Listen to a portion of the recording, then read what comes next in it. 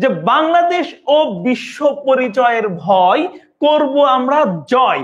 সেই বাংলাদেশ ও বিশ্ব পরিচয়ের ভয় জয় করতে কিন্তু আমি হাসিব বিন হাসান তোমাদের সাথে চলে এসেছি। সো এক্ষুনি ঝটপট আমাকে জানিয়ে দাও তোমরা সবাই আমাকে শুনতে পারছো কিনা, আমাকে দেখতে পারছো কিনা, এবং আমার পেছনে থাকা সুন্দর এই স্ক্রিনটি তোমরা সবাই ক্লিয়ারলি দেখতে পারছো কিনা। যদি সব কিছু ঠিক থাকে তাহলে আমাকে অল ক্লিয়ার লিখে জানিয়ে দাও, আমাকে অল ক্লিয়ার লিখে জানিয়ে দাও। পাশাপাশি তোমরা কিন্তু আমাকে এইটাও জানাইতে পারো তোমরা কে কোত্থেকে যুক্ত হয়েছো, তোমাদের কলেজের নাম কি, এবং সামনে যে তোমাদের পরীক্ষার প্রস্তুতি কেমন, বিশেষ করে বাংলাদেশ ও বিশ্ব পরিচয়ে তোমাদের প্রস্তুতি কেমন, খুব দ্রুত আমাকে জানিয়ে দাও। আমি দেখতে পাচ্ছি আমাদের সাথে যুক্ত হয়েছে ইসরাত আমাকে সালাম দিয়েছে, ওয়ালাইকুম আসসালাম। আমাদের সাথে যুক্ত হয়েছে নাবিহা আমাকে জিজ্ঞাসা করেছে আমি কেমন আছি। হ্যাঁ আলহামদুলিল্লাহ অনেক ভালো আছি। মেঘ আমাকে জিজ্ঞাসা করেছে কেমন আছি, আলহামদুলিল্লাহ ভালো আছি।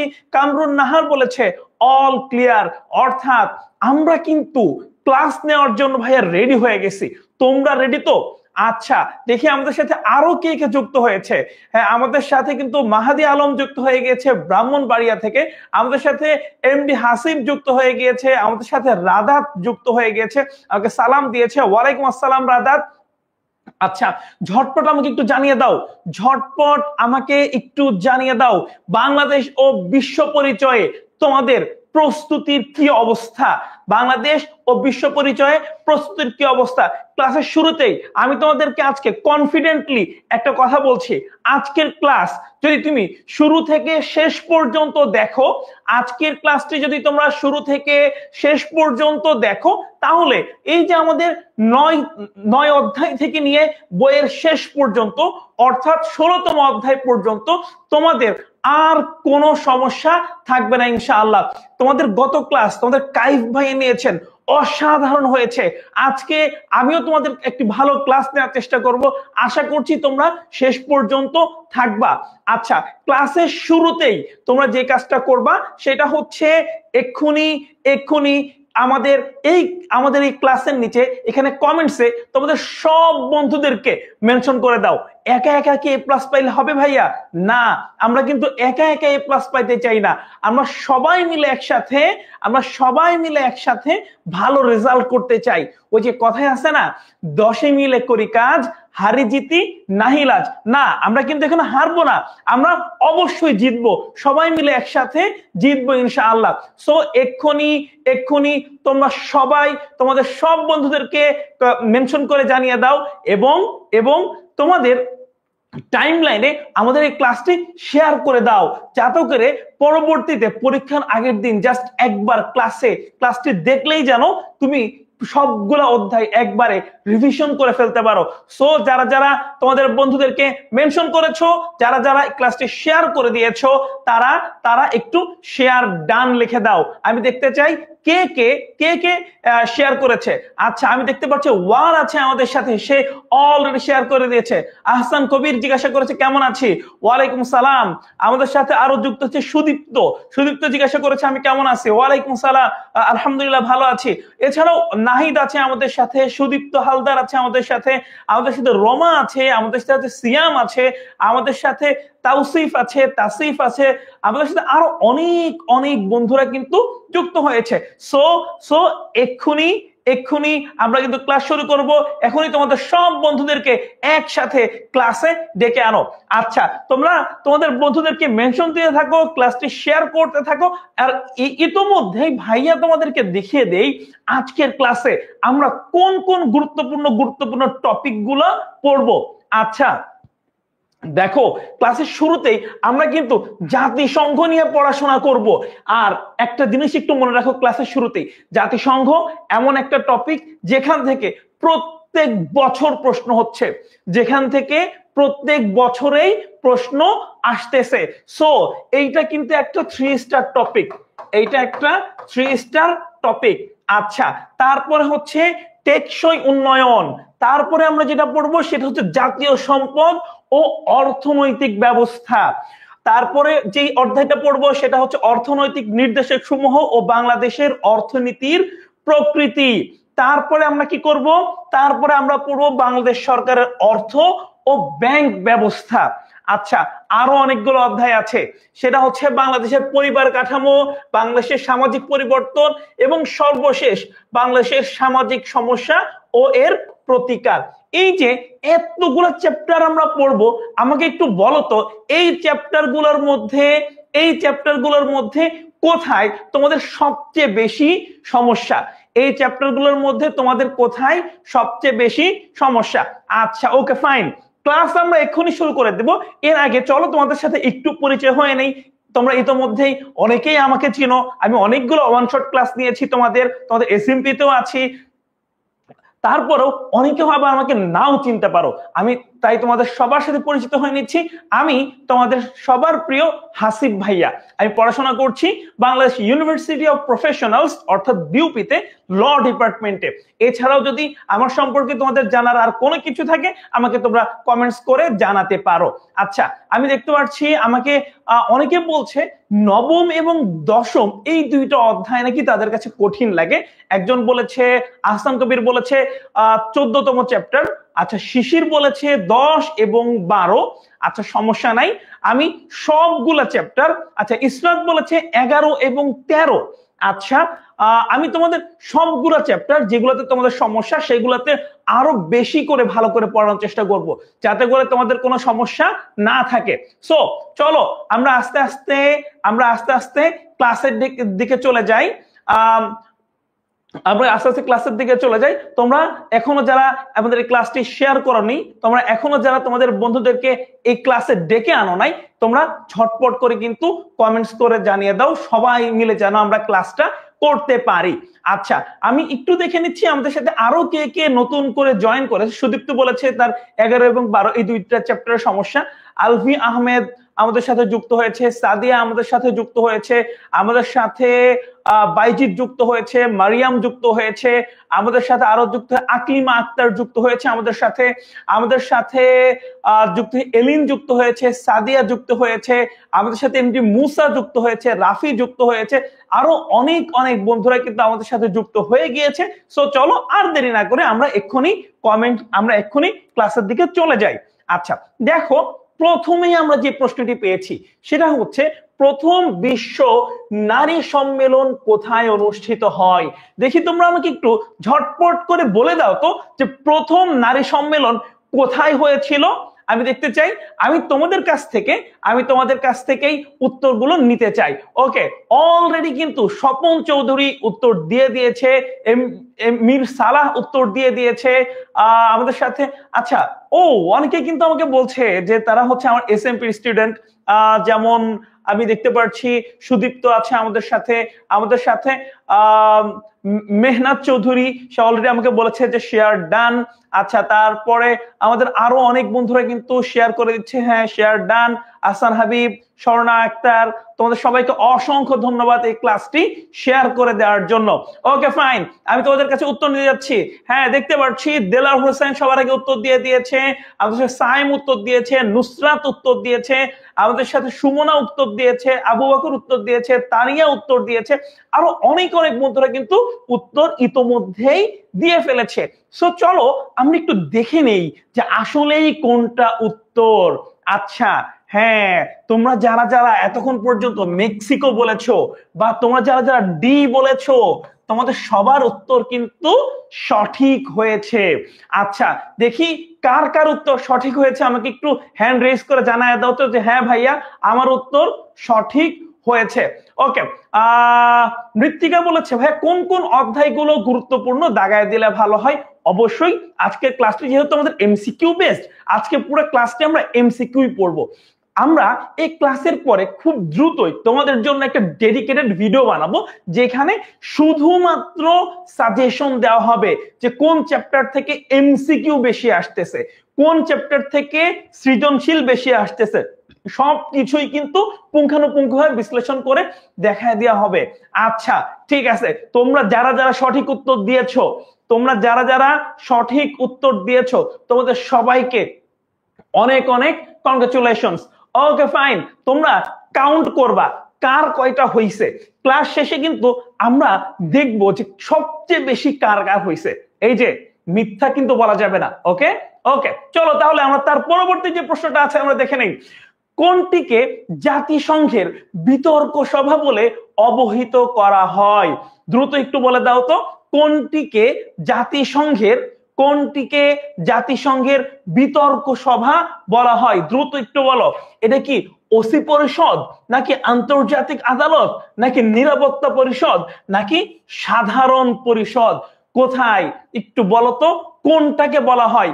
দ্রুত একটু জানিয়ে দাও।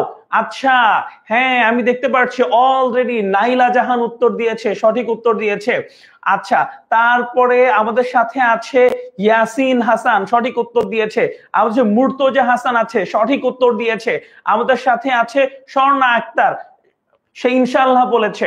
আচ্ছা, তারপর সাদিয়া জাহান আছে আমাদের সাথে নিশাদ ফাতেমা আছে, আমাদের সাথে সিয়াম আছে, প্রথমা ঘোষ আছে, সঠিক উত্তর দিয়েছে। শিল্পা চৌধুরী আছে, আমাদের সাথে এমডি মুসা আছে, বর্ষা আছে। তোমাদের সবাইকে অনেক অনেক অভিনন্দন সঠিক উত্তর দেওয়ার জন্য। ওকে ফাইন, আমরা জানি যে আমাদের এই যে জাতিসংঘের সাধারণ যে পরিষদ আছে, সাধারণ পরিষদকে জাতিসংঘের বিতর্ক সভা বলে। আচ্ছা বুঝলাম, এই যে নিরাপত্তা সভাকে বিতর্ক সভা বলে। একটু বলো তো কেন এই সাধারণ পরিষদকে বিতর্ক সভা বলে? বলো তো কেন, দেখি কে বলতে পারে। আচ্ছা দেখো, আরেকটা জিনিস আমরা তোমাদেরকে দেখাই, তাহলে তোমার এ প্লাস কেউ মিস করাইতে পারবে না। এখন এমন একটা জিনিস তোমাদেরকে দেখাবো, এভাবে পড়লে তোমাদের এ প্লাস কোনোভাবেই মিস হবে না। দেখো, আমরা যখন কোন একটা এমসিকিউ পড়ি, সাধারণত আমরা সঠিক উত্তরটা পড়েই অন্যান্য সকল অপশনগুলো স্কিপ করে যাই, কিন্তু এভাবে কিন্তু পড়া যাবে না। বরং আমরা অন্যান্য সকল অপশনগুলো একটু অ্যানালাইসিস করে পড়বো। কিভাবে অ্যানালাইসিস করবো ভাইয়া? চলো দেখিয়ে দিচ্ছি। যেমন আমরা পড়লাম যে জাতিসংঘের বিতর্ক সভা বলা হয় সাধারণ পরিষদকে। আচ্ছা, তাহলে দেখো নিরাপত্তা পরিষদটা কি ভাই? এখানে মোট 5টা দেশ আছে যারা এই জাতিসংঘকে মেইনলি কন্ট্রোল করে, যাদের ভেটো দেওয়ার অধিকার আছে। এই যে আন্তর্জাতিক আদালতটা কি ভাইয়া? আন্তর্জাতিক আদালত হচ্ছে আমাদের বিভিন্ন রাষ্ট্রের মধ্যে যখন কোনো ঝামেলা হয়, সেই ঝামেলাগুলো নিরসন করে আন্তর্জাতিক আদালত। এটা কোথায় অবস্থিত? এটা নেদারল্যান্ডের হেগ শহরে অবস্থিত। তারপরে এই যে ওসি পরিষদ, এইটাও জাতিসংঘের গুরুত্বপূর্ণ একটা অংশ। এরকম প্রত্যেকটা এমসিকিউ এর প্রত্যেকটা অপশন যদি আমরা অ্যানালাইসিস করে যদি পড়তে থাকি, তাহলে আমাদের প্লাস কেউ ঠেকাইতে পারবে না। ওকে ফাইন, কিভাবে এমসিকিউ অ্যানালাইসিস করে পড়তে হয় তোমরা বুঝতে পেরেছো কিনা? কে বুঝতে পেরেছো একটু হ্যান্ড রাইজ করে দেখাও। কে বুঝতে পেরেছো হ্যান্ড রাইজ করে দেখাও। আচ্ছা ওকে ফাইন। আচ্ছা, আমাদের সাথে আছে মনিরুজ্জামান, আমাদের সাথে আছে তামিম, আমাদের সাথে রিজওয়ানা, আমাদের সাথে আছে দেবাশিস বিস্ময়, আমাদের সাথে আছে ওয়ার, আমাদের সাথে আছে সামিরা, আমাদের সাথে আছে সাবা, আমাদের সাথে আছে নুসরাত জাহান, আমাদের সাথে আছে জিসান, আমাদের সাথে আছে আবু বকর, আমাদের সাথে আছে তারিকুল ইসলাম, রাকিবুল ইসলাম, আরো অনেক বন্ধুরা কিন্তু আমাদের সাথে যুক্ত হয়েছে।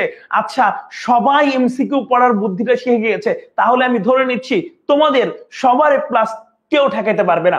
আচ্ছা ভালো কথা, তোমরা ইতোমধ্যেই 10 মিনিট স্কুলে যে সুপার স্টুডেন্ট গ্রুপগুলো আছে না, সেগুলো যদি একটু ভিজিট করো, আমাদের 6 থেকে 10 এর যে স্টুডেন্ট গুলো আছে তারা এত ভালো রেজাল্ট করছে, আমরা সত্যি তাদের রেজাল্ট থেকে অভিভূত। আমরা বিশ্বাস করি তোমরা যারা আমাদের সাথে আছো, তোমরাও অসম্ভব রকম সুন্দর একটা রেজাল্ট আমাদেরকে উপহার দেবা। আমরা ওদের এই রেজাল্টটাকে সেলিব্রেট করতেছি, আমরা তোমাদেরকে নিয়েও সেলিব্রেট করতে চাই। ওকে চলো আমরা তারপরে যে এমসিকিউটা আছে সেটাতে চলে যাই। আচ্ছা, জাতিসংঘের প্রধান অঙ্গ কয়টি? 3টি, 4টি, 5টি, 6টি? দেখি কে উত্তর দিতে পারে। জাতিসংঘের প্রধান অঙ্গ কি কি? চলো আমি দেখতে চাই। ওকে ফাইন, আমি দেখতে পাচ্ছি অনেকে কিন্তু অলরেডি উত্তর দেওয়া শুরু করেছে। ফারজানা খানম উত্তর দিয়েছে, আমাদের সাথে জে এস সাগর উত্তর দিয়েছে, আমাদের সাথে আয়শা উত্তর দিয়েছে, আমাদের সাথী সঠিক উত্তর দিয়েছে, আমাদের সাথে সঠিক উত্তর দিয়েছে নাইলা জাহান, আমার সাথে আছেন রাদাত রাত, আমার সাথে আছে ইমন খান, জান্নাতুল ফেরদৌস মিতু আমাদের সাথে আছে, আমাদের সাথে আছে এলিনা নাজনীন, আমাদের সাথে আছে শিশির কুমার, আমাদের সাথে আছে ইসরাত জাহান, আমাদের সাথে আছে ফারিয়া, আমাদের সাথে আছে শিশির বিশ্বাস, আরো অনেক অনেক বন্ধুরা কিন্তু আমাদের সাথে আছে। সো চলো আমরা একটু উত্তরটা দেখে নেই।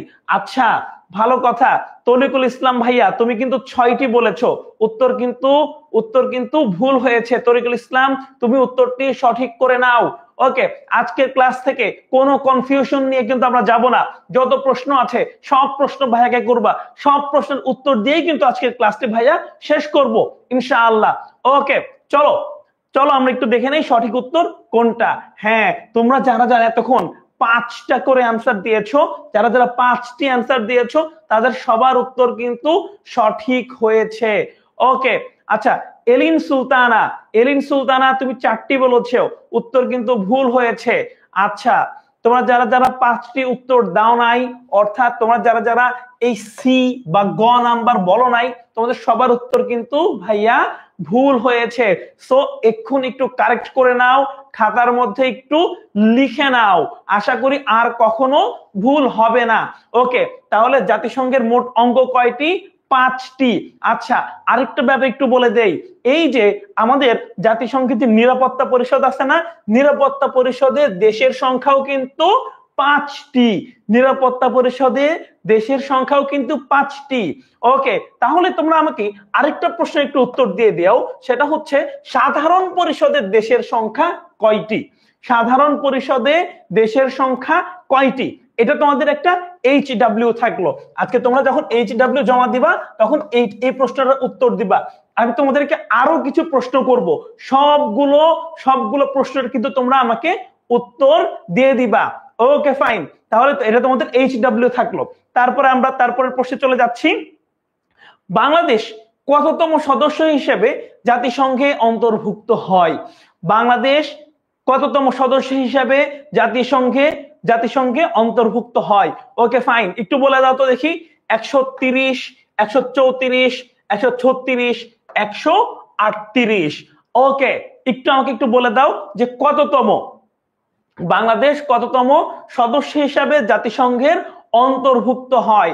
আচ্ছা আমি কিন্তু দেখতে পাচ্ছি অনেকে কিন্তু অলরেডি উত্তর দিয়েছে। সজীব উত্তর দিয়েছে, আবিদ উত্তর দিয়েছে, অর্পিতা উত্তর দিয়েছে, আমির উত্তর দিয়েছে, রাকিব বিন ইউসুফ আমাদের সাথে আছে, সুমাইয়া ইসলাম তাসনিম আমাদের সাথে আছে, জুথি ইসলাম আমাদের সাথে আছে, আমাদের সাথে আরো আছে সোয়াদ আছে, আমাদের সাথে ফারিয়া আছে, সঞ্জিদা আছে, রাদাত আছে, আমাদের সাথে আয়েশা আছে, আমাদের সাথে রোজিনা হালদার আছে, সাদিয়া আছে, হালিমা শিমু আছে, আমাদের সাথে শিপ্রা চক্রবর্তী আছে, আমাদের সাথে এমবি মুসা যুক্ত হয়েছে, নবীন আমাদের সাথে যুক্ত হয়েছে, আরো অনেক বন্ধুরা কিন্তু আমাদের সাথে যুক্ত হয়েছে। ওকে ফাইন, তাহলে চলো আমরা একটু সঠিক উত্তরটা দেখে নেই। হ্যাঁ ইয়েস এক্স্যাক্টলি, তোমরা যারা 136তম বলেছো তোমাদের সবার উত্তর কিন্তু সঠিক হয়েছে। তোমাদের সবার উত্তর সঠিক হয়েছে। তোমরা যারা সঠিক উত্তর দিয়েছো তোমাদের সবাইকে অনেক অনেক কংগ্রাচুলেশনস। ওকে চলো তারপরে যে প্রশ্নটি আছে আমরা একটু দেখে নেই। সেটি হচ্ছে জাতিসংঘ দিবস কবে? একটু বলে দাও তো জাতিসংঘ দিবস কবে? আচ্ছা ওকে ফাইন, ঝটপট একটু বলে দাও সেটা কি? 24শে মার্চ, নাকি 24 জুন, নাকি 24 আগস্ট, নাকি 24 অক্টোবর? একটু ঝটপট করে আমাকে একটু বলে দাও। হ্যাঁ আমি দেখতে পাচ্ছি আসমা বেগম অলরেডি উত্তর দিয়েছে, মুর্তজা উত্তর দিয়েছে, সাদিয়া জাহান উত্তর দিয়েছে, নাইলা উত্তর দিয়েছে, তারপরে হচ্ছে আমাদের সাথে নাসরিন আছে, নাসরিন উত্তর দিয়েছে, রিজওয়ানা উত্তর দিয়েছে, মফিজ ইসলাম উত্তর দিয়েছে, আমাদের সাথে আর আছে শিশির কুমার উত্তর দিয়েছে, আমাদের সাথে আছে উৎসব উত্তর দিয়েছে। তোমরা যারা সঠিক উত্তর দিয়েছো তোমাদের সবার উত্তর কিন্তু তোমরা যারা সঠিক উত্তর দিয়েছো তোমাদের সবাইকে একটি লাল সালাম। ওকে ফাইন, চলো আমরা তাহলে একটু দেখে নেই কবে। ওকে, আমরা জানি যে জাতিসংঘ দিবস হচ্ছে 24 অক্টোবর।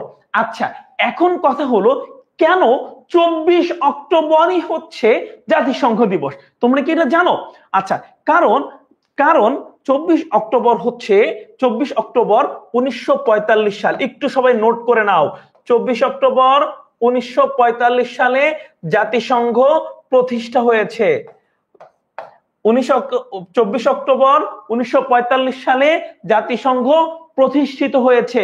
যেহেতু 24 অক্টোবরে জাতিসংঘ প্রতিষ্ঠিত হয়েছে, এজন্যই 24 অক্টোবরকে জাতিসংঘ দিবস হিসাবে পালন করা হয়।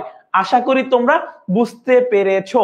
হ্যাঁ, আর তোমাদের সবাইকে অনেক অনেক ধন্যবাদ, তোমরা যারা যারা সঠিক উত্তর দিয়েছো। চলো আমরা তারপরে যে প্রশ্নটা আছে সেটাতে একটু চলে যাই। আচ্ছা, নাইলা বলছে আমার নাম নাজিয়া। হ্যাঁ, ওকে, খুবই দুঃখিত, তোমার নাম নাজিয়া। আচ্ছা চলো নাজিয়া, আমরা তার পরবর্তী যে প্রশ্নটি আছে সেটা দেখছি। আচ্ছা, কোন দেশের ব্যস্ততম সড়কের নাম বাংলাদেশ সড়ক? একটু ঝটপট করে ভাইকে একটু জানায় দাও তো যে কোন দেশের সড়কের নাম বাংলাদেশ সড়ক। আমরা কি সেটা কি আইভরি কোস্ট, নাকি সিরিয়ালিয়ন, নাকি ইংল্যান্ড, নাকি কিউবা? একটু ঝটপট করে ভাইকে একটু বলে দাও তো। আচ্ছা চলো আমরা দেখি, আমি একটু দেখতে যাচ্ছি কে সবার আগে উত্তরটা দিতে পারে। আচ্ছা, আহসান কবির বলছে ভাই কি এসএমপি তে ক্লাস দেন? আহসান কবির, কালকে এসএমপি তে ক্লাস আছে, দেখা হচ্ছে তোমার সাথে। আচ্ছা চলো আমরা দেখি, আমি দেখি এর সঠিক উত্তর কে দিচ্ছে। আচ্ছা, আমাদের সাথে আছে হালিমা শিমু, আমাদের সাথে আছে নাজিয়া জাহান, আমাদের সাথে আকলিমা আছে, ফারজানা আছে, আমাদের ইসরাত জাহান নুপুর আছে, আমাদের সাথে কানন শেখ আছে, আমাদের সাথে আছে মুহিন, আমাদের সাথে আছে মুবিন, আমাদের সাথে আছে আফরোজা, আমাদের সাথে আছে সজীব, আমাদের সাথে আছে শিশির রয়, আরো অনেক বন্ধুরা কিন্তু আছে।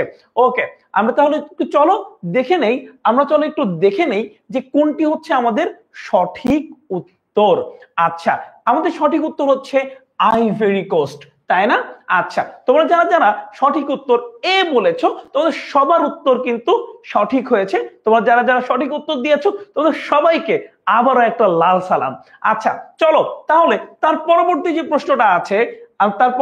প্রশ্নটা আছে সেই প্রশ্নটা আমরা একটু ঝটপট করে দেখে ফেলি। ওকে, নারীদের অর্থনৈতিক উন্নয়নের স্বার্থে কাজ করেছে কোন অঙ্গ সংস্থা? নারীদের অর্থনৈতিক উন্নয়নের জন্য কোন সংস্থা কাজ করছে? ওকে ফাইন, চলো একটু ঝটপট করে ভাইকে বলে দাও, ঝটপট করে আমাকে একটু বলে দাও, সেটা কি ইউএনডিপি, নাকি ইউএনআইসিইএফ, নাকি ইউএনএইচসিআর, নাকি ইউনিফেম? কোনটা একটু ঝটপট করে জানায় দাও। আচ্ছা, নাজিয়া কিন্তু বারবারই আগে উত্তর দিয়ে দিচ্ছে, অর্থাৎ সে কিন্তু সঠিক উত্তর দিয়ে দিয়েছে। আমাদের সাথে আরো আছে হাসান, আমাদের সাথে যুক্ত হয়েছে নাজিয়া, আমাদের সাথে যুক্ত হচ্ছে কাইফ, আমাদের আরো অনেক অনেক বন্ধুরা কিন্তু আমাদের সাথে যুক্ত হয়েছে। আমি তোমাদের সবার কমেন্টটি কিন্তু পড়ো। তোমরা অনেকে অনেক সময় কমপ্লেইন করো, ভাই আপনি আমার নাম নিচ্ছেন না কেন, আমি এতবার কমেন্টস করছি আপনি দেখছেন না। আসলে বিশ্বাস করে এত কমেন্টস আসে, আমরা খুবই চেষ্টা করি তোমাদের সবাইকে অ্যাপ্রিশিয়েট করার জন্য। তোমরা যারা যারা এত কষ্ট করে টাইমলি ক্লাসে উপস্থিত হয়েছো, তবুও মাঝে মাঝে একটু যদি মিস্টেক হয়ে যায় একটু ভাইদের এই ব্যাপারটা বিবেচনায় রাখবা। চলো তাহলে আমরা একটু তার পরবর্তী যে প্রশ্নটা আছে সেই প্রশ্নে চলে যাব। আচ্ছা, প্রশ্নে যাওয়ার আগে আমি বলেছি না আজকে পুরো ক্লাস জুড়ে তোমাদেরকে এইচডব্লিউ দেব। আচ্ছা, এই যে এই চারটা জিনিসের ফুল ফর্ম কি হবে এইটা এইচডব্লিউ তে লিখবা। তাহলে এরাই কিন্তু একটা এইচডব্লিউ দিয়েছি, এখন আরো একটা দিলাম। এই যে এখানে চারটা ব্যাপার নিয়ে আমরা আলোচনা করেছি, এই চারটা অপশনের ফুল ফর্ম কি হবে এইটা লিখে দিবা। আচ্ছা চলো তার পরবর্তী যে প্রশ্নটা আছে আমরা একটু দেখে নেই। তোমরা যারা যারা ইউনিফেম উত্তর দিয়েছো তোমাদের সবার উত্তর কিন্তু ভাইয়া সঠিক হয়েছে। ওকে, চলো আমরা 8 নম্বর এমসিকিউটা একটু দেখে নেব। লিগ অফ নেশন গঠিত হয়েছিল কত সালে? একটু দ্রুত বলে দাও, লিগ অফ নেশন প্রতিষ্ঠিত হয়েছিল কত সালে? আমরা জানি আমাদের জাতিসংঘ ইউনাইটেড নেশনস এইটা 1945 সালে প্রতিষ্ঠিত হয়েছিল। এর আগে প্রতিষ্ঠিত হয়েছিল লিগ অফ নেশন। এখন তোমাদের কাছে প্রশ্ন, লিগ অফ নেশন কোন সালে প্রতিষ্ঠিত হয়েছিল? সেটা কি 1941 সাল, নাকি 1920 সাল, নাকি 39 সাল, নাকি 1945 সাল? একটু ঝটপট করে ভাইকে একটু বলে দাও তো কোনটা সঠিক উত্তর হবে। একটু ঝটপট করে বলে দাও।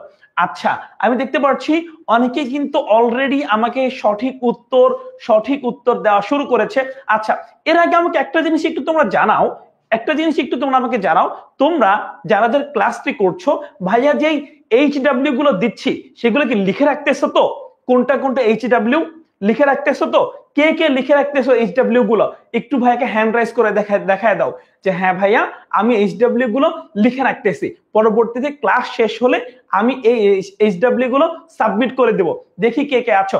আচ্ছা, আমরা চলো একটু উত্তরটা দেখে নেই। আচ্ছা, উত্তর দেখার আগে তোমাদের উত্তর একটু পড়ি। তোমরা কে কে উত্তর দিয়েছো? ইসরাত জাহান উত্তর দিয়েছো, আক্তার উত্তর দিয়েছো, SM আমির উত্তর দিয়েছো, সামিয়া আফরা উত্তর দিয়েছো, আমাদের সাথে মুর্তজা আছো, আমাদের সাথে জান্নাতুল ফেরদাউস আছো, আমাদের সাথে সাউদ আছো, আমাদের সাথে হাসিব আছো, জারা নুসরাত আছো, আমাদের সাথে আহসান কবির আছো, তানিয়া আছো, আমাদের সাথে শিল্পা চক্রবর্তী আছো। হ্যাঁ, সে হাত তুলেছে যে সে HW গুলো লিখে রাখতেছে।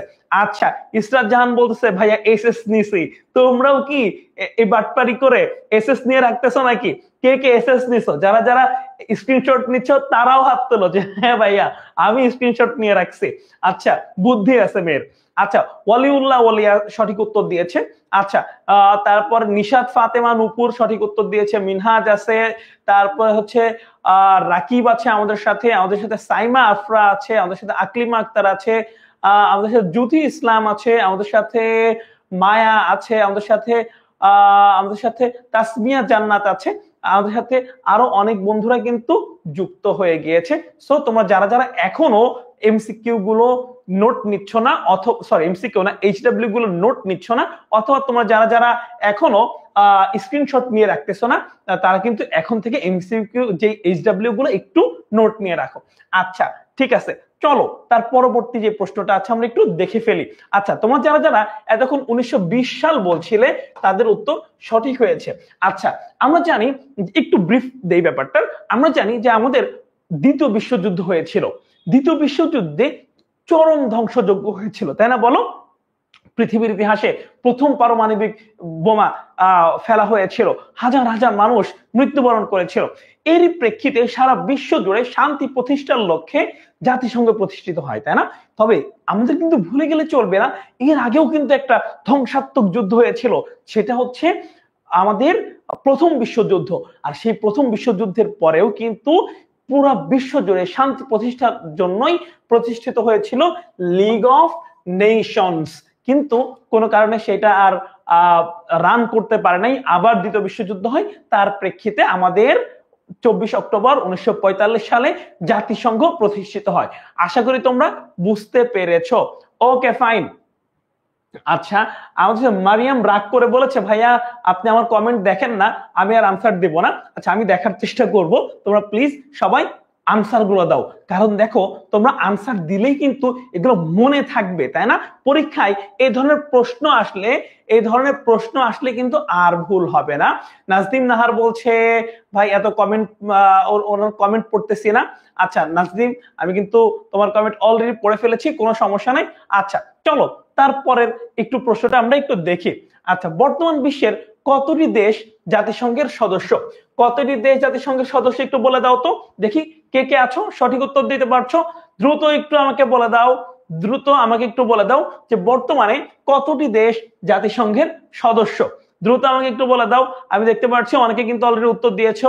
আমাদের সাথে রোমা খানম উত্তর দিয়েছো, সুমাইয়া ইসলাম তাসনিম উত্তর দিয়েছো, সাদ উত্তর দিয়েছো, সুবাইদা উত্তর দিয়েছো।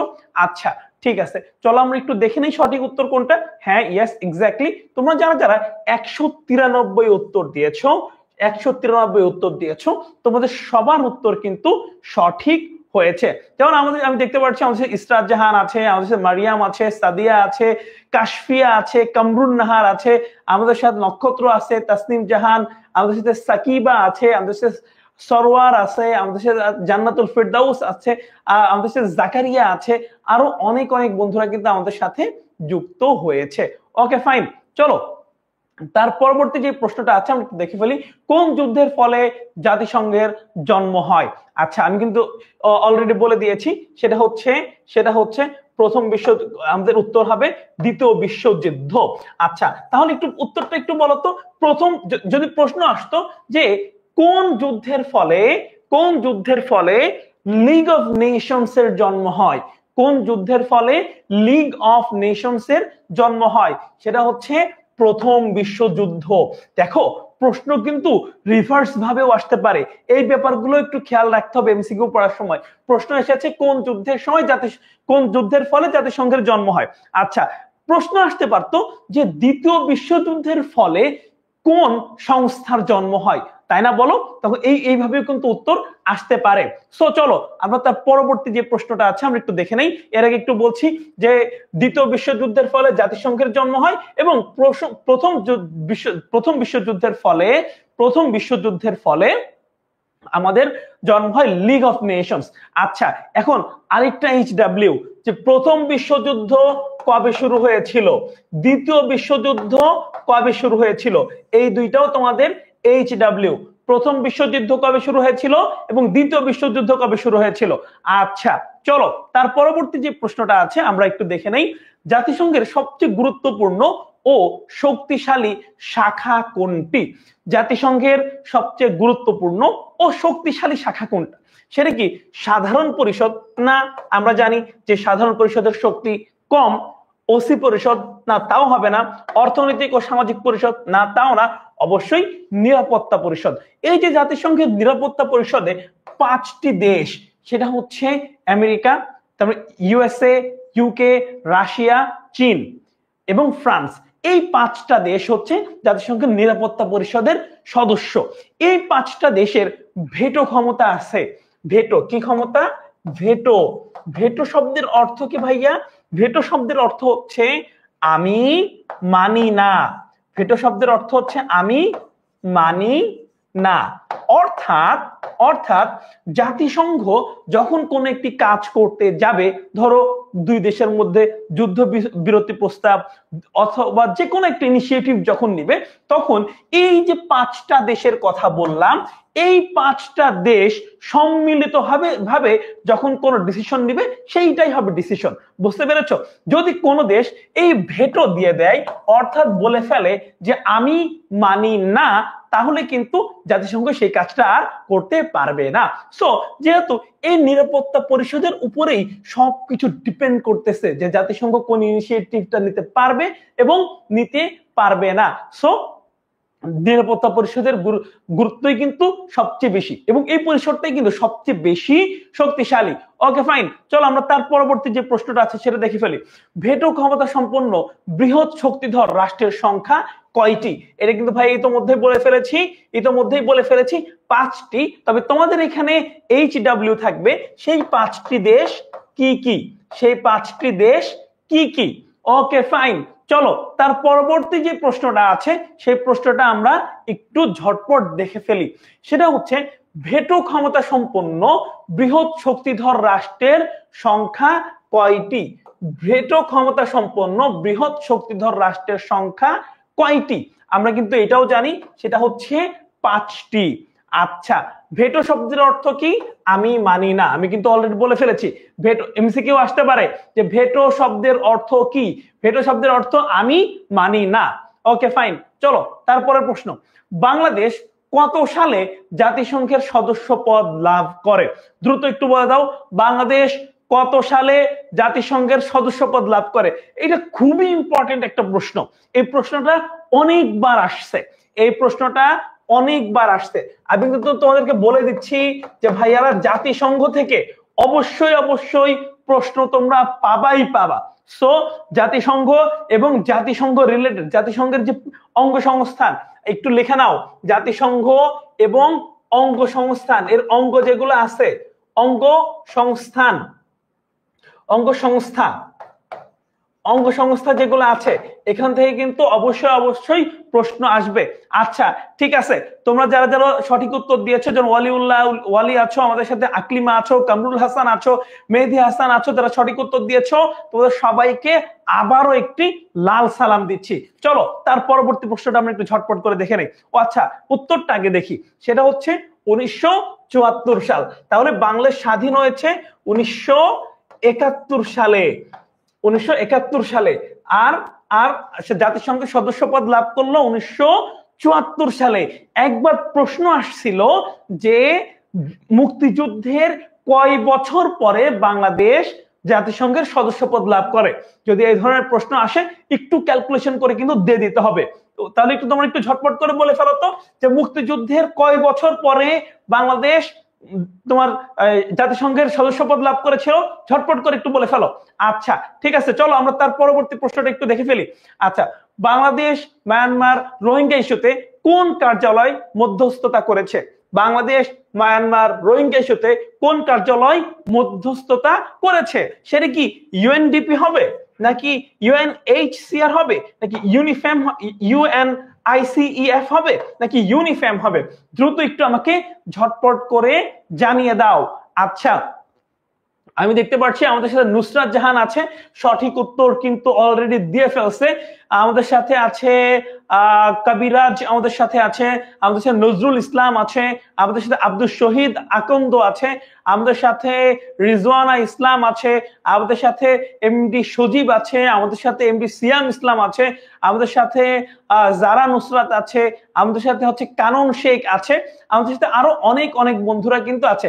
ইসমাত জাহান বলেছে ইউনিসেফ। ইসমাত, তোমার উত্তর কিন্তু ভুল হয়েছে, একটু কাইন্ডলি সঠিক করে নাও। আচ্ছা, আমি দেখতে পাচ্ছি আরো অনেকেই কিন্তু ভুল উত্তর দিচ্ছে। যেমন আমি দেখতে পাচ্ছি শামিমা আক্তার বলেছে ইউএনডিপি। না, ইউএনডিপি কিন্তু উত্তর না। আচ্ছা, তারপরে কাশফিয়া শিকদার সঠিক উত্তর দিয়েছে, আমাদের সাথে আয়াস সঠিক উত্তর দিয়েছে, আমাদের সাথে নিশাত আছে, নিশাত সঠিক উত্তর দিয়েছে, সুমনা সঠিক উত্তর দিয়েছে। আরো অনেক বন্ধুরা কিন্তু আমাদের সাথে আছে যারা সঠিক উত্তর ইতোমধ্যে দিয়ে ফেলেছে। তোমরা যারা যারা এই প্রশ্নটা নিয়ে কনফিউজড তাদের উত্তরটা আমরা একটু দেখে নেই।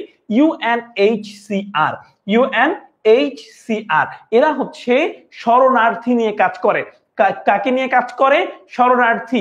এই যে দেখো রোহিঙ্গারা যে তোমার মিয়ানমার থেকে বাংলাদেশে চলে আসলো, এরা কি আমাদের দেশের শরণার্থী, তাই না বলো? এরকম সারা বিশ্বে তো অনেক শরণার্থী আছে, এই শরণার্থীদেরকে নিয়ে কাজ করে জাতিসংঘের UNHCR। আচ্ছা, ওই যে তোমাদেরকে একটু আগে একটা HW দিয়েছিলাম না, আরো একটা HW, এইখানেও যেগুলো আছে সেগুলারও তোমরা ফুল ফর্ম লিখে দেখাবা ভাইয়াকে। ওকে, চলো তারপরের প্রশ্নটা আমরা একটু দেখে নেই। বাংলাদেশের নারীদের উন্নয়নে বিভিন্ন কর্মসূচি গ্রহণ করেছে কোন সংস্থা? নারীদের উন্নয়নে বিভিন্ন কর্মসূচি গ্রহণ করেছে কোন সংস্থা? আমরা জানি যে এইটা UNICEF হবে না, FAO হবে না, FAO হবে না, এটা হচ্ছে ILO হবে না, এটা তাহলে কি হবে? ইউনিফেম হবে, তাই না বলো? ইউনিফেম হবে আমাদের সঠিক উত্তর। আচ্ছা, এখানেও যেই ফুল ফর্ম গুলো হবে সেগুলোও কিন্তু তোমরা ভাইয়াকে অবশ্যই অবশ্যই লিখে দেখাবা, কেমন? আচ্ছা, চলো আমরা তার পরবর্তী প্রশ্নটা একটু দেখে ফেলি। সেটা হচ্ছে রহিম একটি পোল্ট্রি ফার্মে কর্মরত। প্রায়োগিক প্রশ্ন কিন্তু চলে আসছে, একটু মাথা খাটাই এখন উত্তর দিতে হবে, কেমন? আসো ঝটপট একটু দেখে ফেলি। রহিম একটি পোল্ট্রি ফার্মে কর্মরত, তার অর্জিত আয় অর্থনীতিতে কি হিসাবে বিবেচিত হবে? একটু ঝটপট করে বলে দাও তো, সেটা কি খাজনা হবে, মজুরি হবে, সুদ হবে, নাকি মুনাফা হবে? আচ্ছা দেখো তো, আমরা জানি যে সাধারণত কেউ যদি কাজ করে এর বিনিময়ে কোনো টাকা নেই, সেটাকে আমরা কি বলবো? অবশ্যই অবশ্যই সেটাকে কিন্তু আমরা মজুরি বলবো। তাহলে এই যে ফার্মে কাজ করে যে অর্থ আয় করছে এইটা তার মজুরি। আচ্ছা, দেখি আমাদের সাথে এখনো কে কে আছে। জারা নুসরাত আছে, ওয়ালিউল্লাহ আছে, জেসমিন আক্তার আছে, তাওহিদ খান আছে, কাজী আহমদুল্লাহ আছে, ইয়াসিন হাসান আছে আমাদের সাথে জান্নাতুল ফেরদাউস আছে আমাদের সাথে, শামীম হাসান আছে, আহসান কবির আছে আমাদের সাথে মারিয়াম নেসা বুশরা আছে আমাদের সাথে, এমডি সজীব আছে আমাদের সাথে আরো আছে জান্নাতুল ফেরদাউস, আমাদের সাথে শিশির রায়, সোয়াদ আছে আমাদের সাথে, সালাহ আছে আমাদের সাথে, বুশরা আমাদের সাথে যুক্ত হয়েছে, সুমাইয়া ইসলাম যুক্ত হয়েছে, আবিদ যুক্ত হয়েছে, আমাদের সাথে সাদ যুক্ত হয়েছে, রকি যুক্ত হয়েছে। তোমাদেরকে সবাইকে অনেক অনেক ধন্যবাদ। চলো তারপরের প্রশ্নটা আমরা একটু দেখে ফেলি। কি হবে? ধনতান্ত্রিক অর্থ ব্যবস্থায় উৎপাদনের উপাদান সমূহ মূল মালিকানা কার? উৎপাদনের উপাদান সমূহ কার মালিকানাধীন? একটু বলে ফেলো তো। ধনতান্ত্রিক অর্থ ব্যবস্থায় আমরা জানি যে আমাদের ধনতান্ত্রিক অর্থ ব্যবস্থা, এমডি আকাশ বলছে আপনার সাজেশন চাই। অবশ্যই আমি কিন্তু ক্লাসের শুরুতেই বলেছি তোমাদেরকে ডেডিকেটেড ভাবে এই সাবজেক্টের উপরে একটা সাজেশন দেওয়া হবে। সো কোনো টেনশন নাই, এখন এমসিকিউ গুলো চলো ফিক্স করে ফেলি। এই ক্লাসটা শেষ হলে তোমাদের এমসিকিউ নিয়ে আর কোনো প্যারা থাকবে না, এরপরে আমরা সিকিউ নিয়ে তোমাদেরকে একটা সাজেশন দিয়ে দিব। চলো আমরা একটু দেখে নেই তাহলে ধনতান্ত্রিক অর্থ ব্যবস্থায় উৎপাদনের উপাদান সমূহ কার মালিকানাধীন থাকে? আমরা জানি ধনতান্ত্রিক অর্থ ব্যবস্থায় রাষ্ট্রের মালিকানাধীন কিচ্ছু থাকে না। আবার বলছি, ধনতান্ত্রিক অর্থ ব্যবস্থায় রাষ্ট্রীয় মালিকানাধীন কিচ্ছু থাকে না। এই অর্থ ব্যবস্থায় সবকিছুর মালিক ব্যক্তি। আবার বলছি, ধনতান্ত্রিক অর্থ ব্যবস্থায় সবকিছুর মালিক ব্যক্তি। আচ্ছা চলো আমরা তাহলে একটু উত্তরটা দেখে নেই। হ্যাঁ, আমরা দেখতে পাচ্ছি ব্যক্তির। তারপরে যে প্রশ্নটা আছে সেটা দেখো, বৈজ্ঞানিক আবিষ্কার কোন ধরনের সম্পদ? একটু ভাইকে ঝটপট করে বলে দাও তো যে বৈজ্ঞানিক আবিষ্কার কোন ধরনের সম্পদ? এটা কি ব্যক্তিগত সম্পদ, এটা কি নাকি আন্তর্জাতিক সম্পদ, নাকি সমষ্টিগত সম্পদ, নাকি রাষ্ট্রীয় সম্পদ? একটু ঝটপট করে বলে দাও তো যে বৈজ্ঞানিক আবিষ্কার সমূহ কি ধরনের সম্পদ? একটু ভাইয়াকে ঝটপট করে বলে দাও। আচ্ছা, আকলিমা আক্তার আছো আমাদের সাথে, এস এম আমির আছো, দেবাশিস বিশ্বাস আছো, সবাই সঠিক উত্তর দিচ্ছ। তোমাদের সবাইকে অনেক অনেক কংগ্রাচুলেশন, তোমাদের সবাইকে একটা লাল সালাম। আচ্ছা চলো, তোমরা যারা যারা এখনো ভুল করছো, চলো তোমাদের জন্য উত্তরটা আমরা একটু দেখে ফেলি। তোমরা অনেকেই ভাবতে পারো যে ধরো তুমি একটা বৈজ্ঞানিক, একটু চোখ বন্ধ করো, সবাই চোখ বন্ধ করে একটু ভাবো যে তুমি একজন বৈজ্ঞানিক। এখন তুমি একটা জিনিস আবিষ্কার করেছো, এর মানে কি এই জিনিসটা শুধু তোমার একা না? ব্যাপারটা কিন্তু এমন না। বর্তমান বিশ্বে বৈজ্ঞানিক আবিষ্কার সমূহ এটা আন্তর্জাতিক সম্পদ। ধরো যে ইন্টারনেট আবিষ্কার করছে, সে যদি বলতো যে আমি ইন্টারনেট কাউকে দিব না, তাহলে কেমন হইতো বলতো ব্যাপারটা? আচ্ছা চলো আমরা তার পরবর্তী যে প্রশ্নটা আছে আমরা সেটা একটু দেখে নেই। অর্থনৈতিক ব্যবস্থা কত প্রকার? অর্থনৈতিক ব্যবস্থা নিয়েও কিন্তু একটা প্রশ্ন তোমাদের অবশ্যই আসবে। এটাও তাহলে একটু দাগায় নাও, 3 স্টার দিয়ে নাও। এর আগে কিন্তু জাতিসংঘ বলেছি, এখন কিন্তু অর্থনৈতিক ব্যবস্থা বলছি। এই যে তোমরা যারা সাজেশন চাইতেছো, তাদের আমি কিন্তু পড়ানোর মাঝখানে সাজেশন দিয়ে দিচ্ছি। সো এই ব্যাপারগুলো অবশ্যই নোট করতে হবে। আচ্ছা, তাহলে অর্থনৈতিক ব্যবস্থা থেকে প্রশ্ন আসবে, আর প্রশ্ন আসবে কোত্থেকে? জাতিসংঘ থেকে। 2টা ব্যাপার কিন্তু বলে দিলাম, আরো বলে দেবো, ক্লাস শেষ পর্যন্ত থাকতে হবে। আচ্ছা, তাহলে অর্থনৈতিক ব্যবস্থা কত প্রকার? চলো আমি একটু দেখে নেই তোমাদের থেকে। আমাদের সাথে হচ্ছে তানায়া উত্তর দিয়েছে, ওয়াসিফ খালিদ উত্তর দিয়েছে, নাজিয়া জাহান উত্তর দিয়েছে, জান্নাতুল ফেরদাউস উত্তর দিয়েছে, আলাফি আহমেদ ইহসান উত্তর দিয়েছে। আমাদের সাথে আছে রোমানা বেগম, আমাদের সাথে জারা নুসরাত আছে, আমাদের সাথে নাসরিন আছে, আমাদের সাথে ইয়াসিন হাসান আছে, আমাদের সাথে সামিয়া আফরা আছে, আমাদের সাথে রাকিবুল ইসলাম আছে। তোমাদের সবাইকে অনেক অনেক ধন্যবাদ। আচ্ছা চলো আমরা তাহলে উত্তরটা দেখে নেই। উত্তর হচ্ছে 4 প্রকার। আচ্ছা, তাহলে এইচডব্লিউ কি? সেই 4 প্রকার কি কি? এইটা একটা এইচডব্লিউ, যে আমরা যে বললাম অর্থনৈতিক ব্যবস্থা 4 প্রকার, সে কি কি? সেই 4 প্রকার কি কি আমরা কিন্তু অলরেডি একটু পড়ে ফেলেছি। সেটা হচ্ছে ধনতান্ত্রিক, তাই না? আরেকটা হইতে পারে কি? আরেকটা হইতে পারে সমাজতান্ত্রিক। আমি বলে দিচ্ছি, তোমরা একটু মনোযোগ দিয়ে শোনো। 4 প্রকার কি কি? ধনতান্ত্রিক, তারপর সমাজতান্ত্রিক, তারপরে হচ্ছে আমাদের মিশ্র। আচ্ছা, এই যে বাংলাদেশ, যদি প্রশ্ন আসে বাংলাদেশের অর্থ ব্যবস্থা কেমন, বাংলাদেশের অর্থ ব্যবস্থা হচ্ছে মিশ্র অর্থ ব্যবস্থা। এরপরে সর্বশেষ যেটা আছে সেটা হচ্ছে ইসলামিক। ওকে, এই 4টা হচ্ছে আমাদের অর্থনৈতিক ব্যবস্থা। তারপরে চলো আমরা একটু দেখে নেই নিচের কোনটি সমষ্টিগত সম্পদ। আচ্ছা চলো একটু দেখি। এই যে গাড়ি কি কারো সমষ্টিগত সম্পদ? না, গাড়ি কারো সমষ্টিগত সম্পদ না। এই যে ঘর বাড়ি, তোমার তোমার ঘর বাড়িতে বাইরের কেউ এসে যদি অধিকার খাটায় তুমি কি থাকতে দিবা? না, থাকতে দিবা না, ঘাড় ধাক্কা দিয়ে বের করে দেবা, তাই না? ওকে, তাহলে ঘর বাড়িও হবে না, কলকারখানাও না, তাহলে নদ নদী। হ্যাঁ, নদ নদী কিন্তু আমাদের সবার, আমরা সবাই কিন্তু নদ নদী ব্যবহার করে থাকি। সো কোনো প্যারা নাই, আমরা সবগুলা এমসিকিউ কিন্তু আজকে শিখে ফেলবো, কোনো সমস্যা নাই।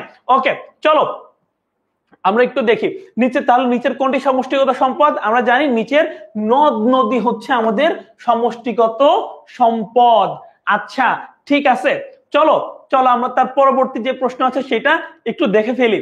আচ্ছা, তোমরা যারা যারা নদ নদী উত্তর দিয়েছো তোমাদের সবার উত্তর সঠিক হয়েছে। আমি দেখতে পাচ্ছি যে এখানে আবিদ সঠিক উত্তর দিয়েছে, মোহাম্মদ সিয়াম আছে আমাদের সাথে কানন শেখ আছে আমাদের সাথে, আরো আশরাফুল আলম আছে আমাদের সাথে, ফাতেমা আক্তার আছে, আকলিমা আছে, আরো অনেক বন্ধুরা কিন্তু আমাদের সাথে আছে। সো চলো তার পরবর্তী প্রশ্ন একটু দেখে ফেলি। আচ্ছা, আবারও কিন্তু একটা প্রায়োগিক প্রশ্ন আসছে। একটা জিনিস বলি, যখনই প্রায়োগিক প্রশ্ন সলভ করবা একটু মাথা ঠান্ডা রেখে সলভ করবা, কারণ এটা কিন্তু একটু ট্রিকি কোশ্চেন। এইটা কিন্তু তুমি বইয়ে যা পড়ে আসছো মুখস্থের উপর ভিত্তি করে উত্তর দেওয়া সম্ভব না, একটু বুঝে উত্তর দিতে হবে, তাই না? চলো একটু দেখি। শাকিল একটি গার্মেন্টস ফ্যাক্টরির মালিক, তার এই ফ্যাক্টরির যন্ত্রপাতি উৎপাদনের কোন ধরনের, তার এই ফ্যাক্টরির যন্ত্রপাতি উৎপাদনের কোন ধরনের উপাদান একটু বলে দাও। এটা কি ভূমি, নাকি শ্রম, নাকি মূলধন, নাকি সংগঠন? আচ্ছা, এখন প্রশ্ন আসে উৎপাদনের কি আছে, উৎপাদনের উপাদান কয় প্রকার? উৎপাদনের উপাদান কয় প্রকার? উৎপাদনের উপাদান হচ্ছে 4 প্রকার। একটা হচ্ছে ভূমি, একটা শ্রম, একটা মূলধন, একটা সংগঠন।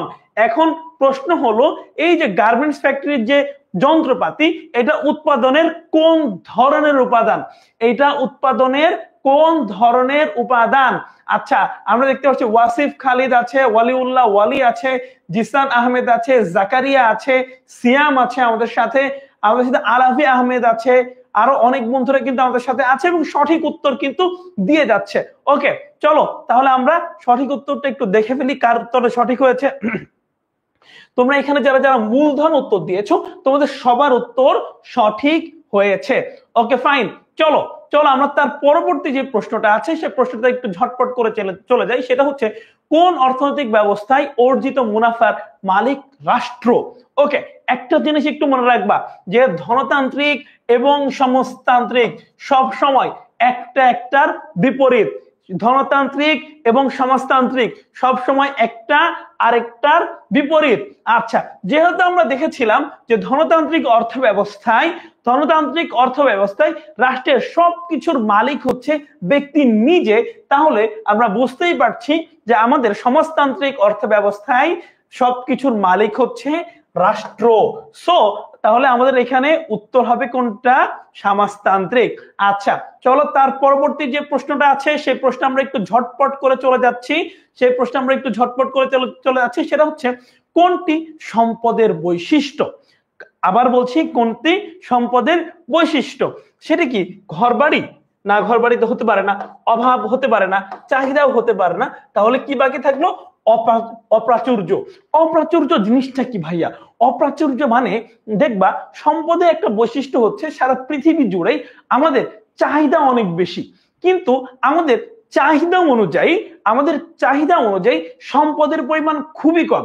বিশ্বাস করো, পৃথিবীতে এমন মানুষ হয়তো একজনও নাই যার কোনো চাহিদা নাই।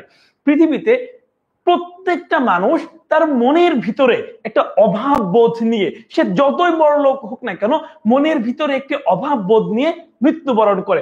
সো পৃথিবীতে যে সম্পদগুলো আছে সেই সম্পদগুলো আমাদের চাহিদার তুলনায় খুবই কম।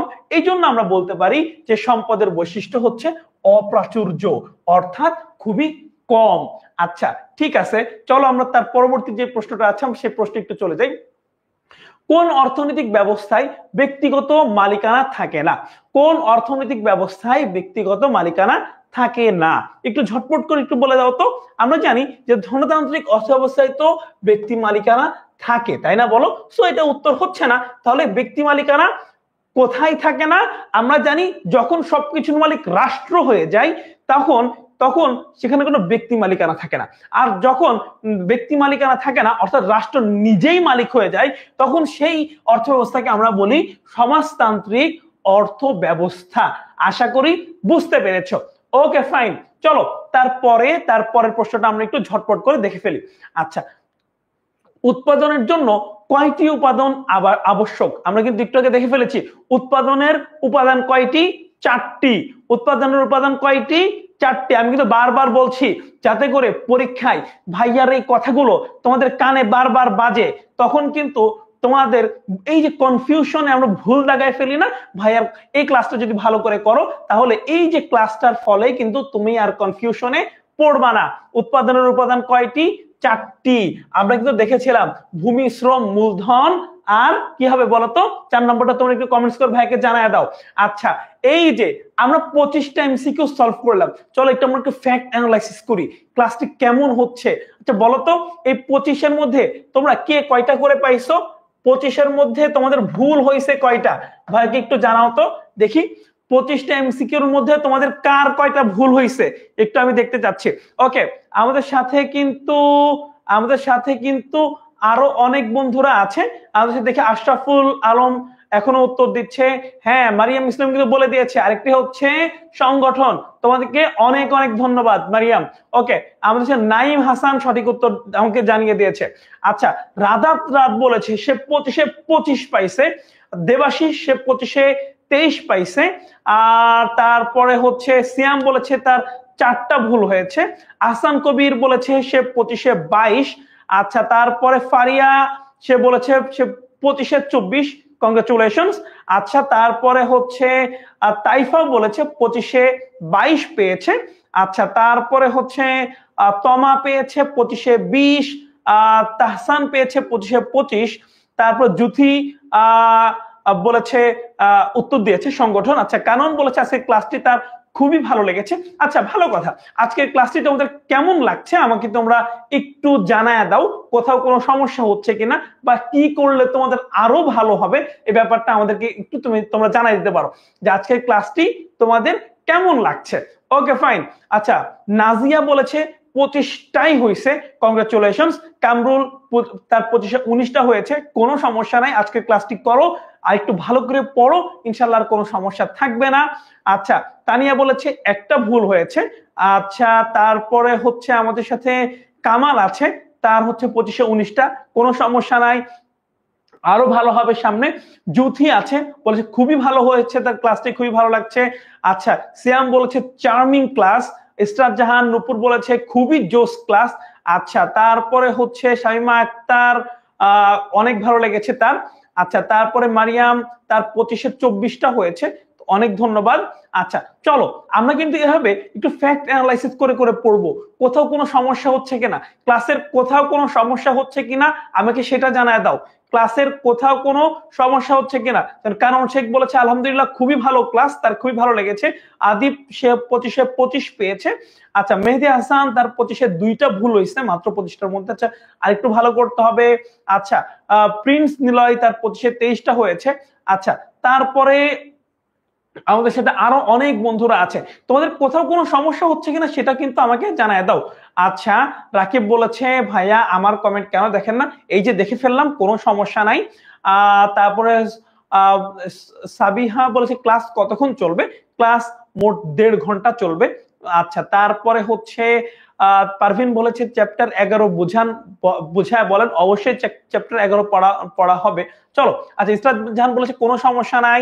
আচ্ছা, তারপরে হচ্ছে অনেক আহনাফ বলেছে অনেক মজা নিয়ে এসে পড়তেছে। আচ্ছা, সো কোনো সমস্যা নাই, চলো আমরা তার পরবর্তী যে প্রশ্নগুলো আছে সেগুলোতে একটু সলভ করে ফেলি। আচ্ছা, তারপরে কোন দ্রব্যের অভাব পূরণের ক্ষমতাকে কি বলে একটু বলো তো? কোন দ্রব্যের অভাব পূরণের যে ক্ষমতা, এই অভাব পূরণের ক্ষমতাকে আমরা কি বলি?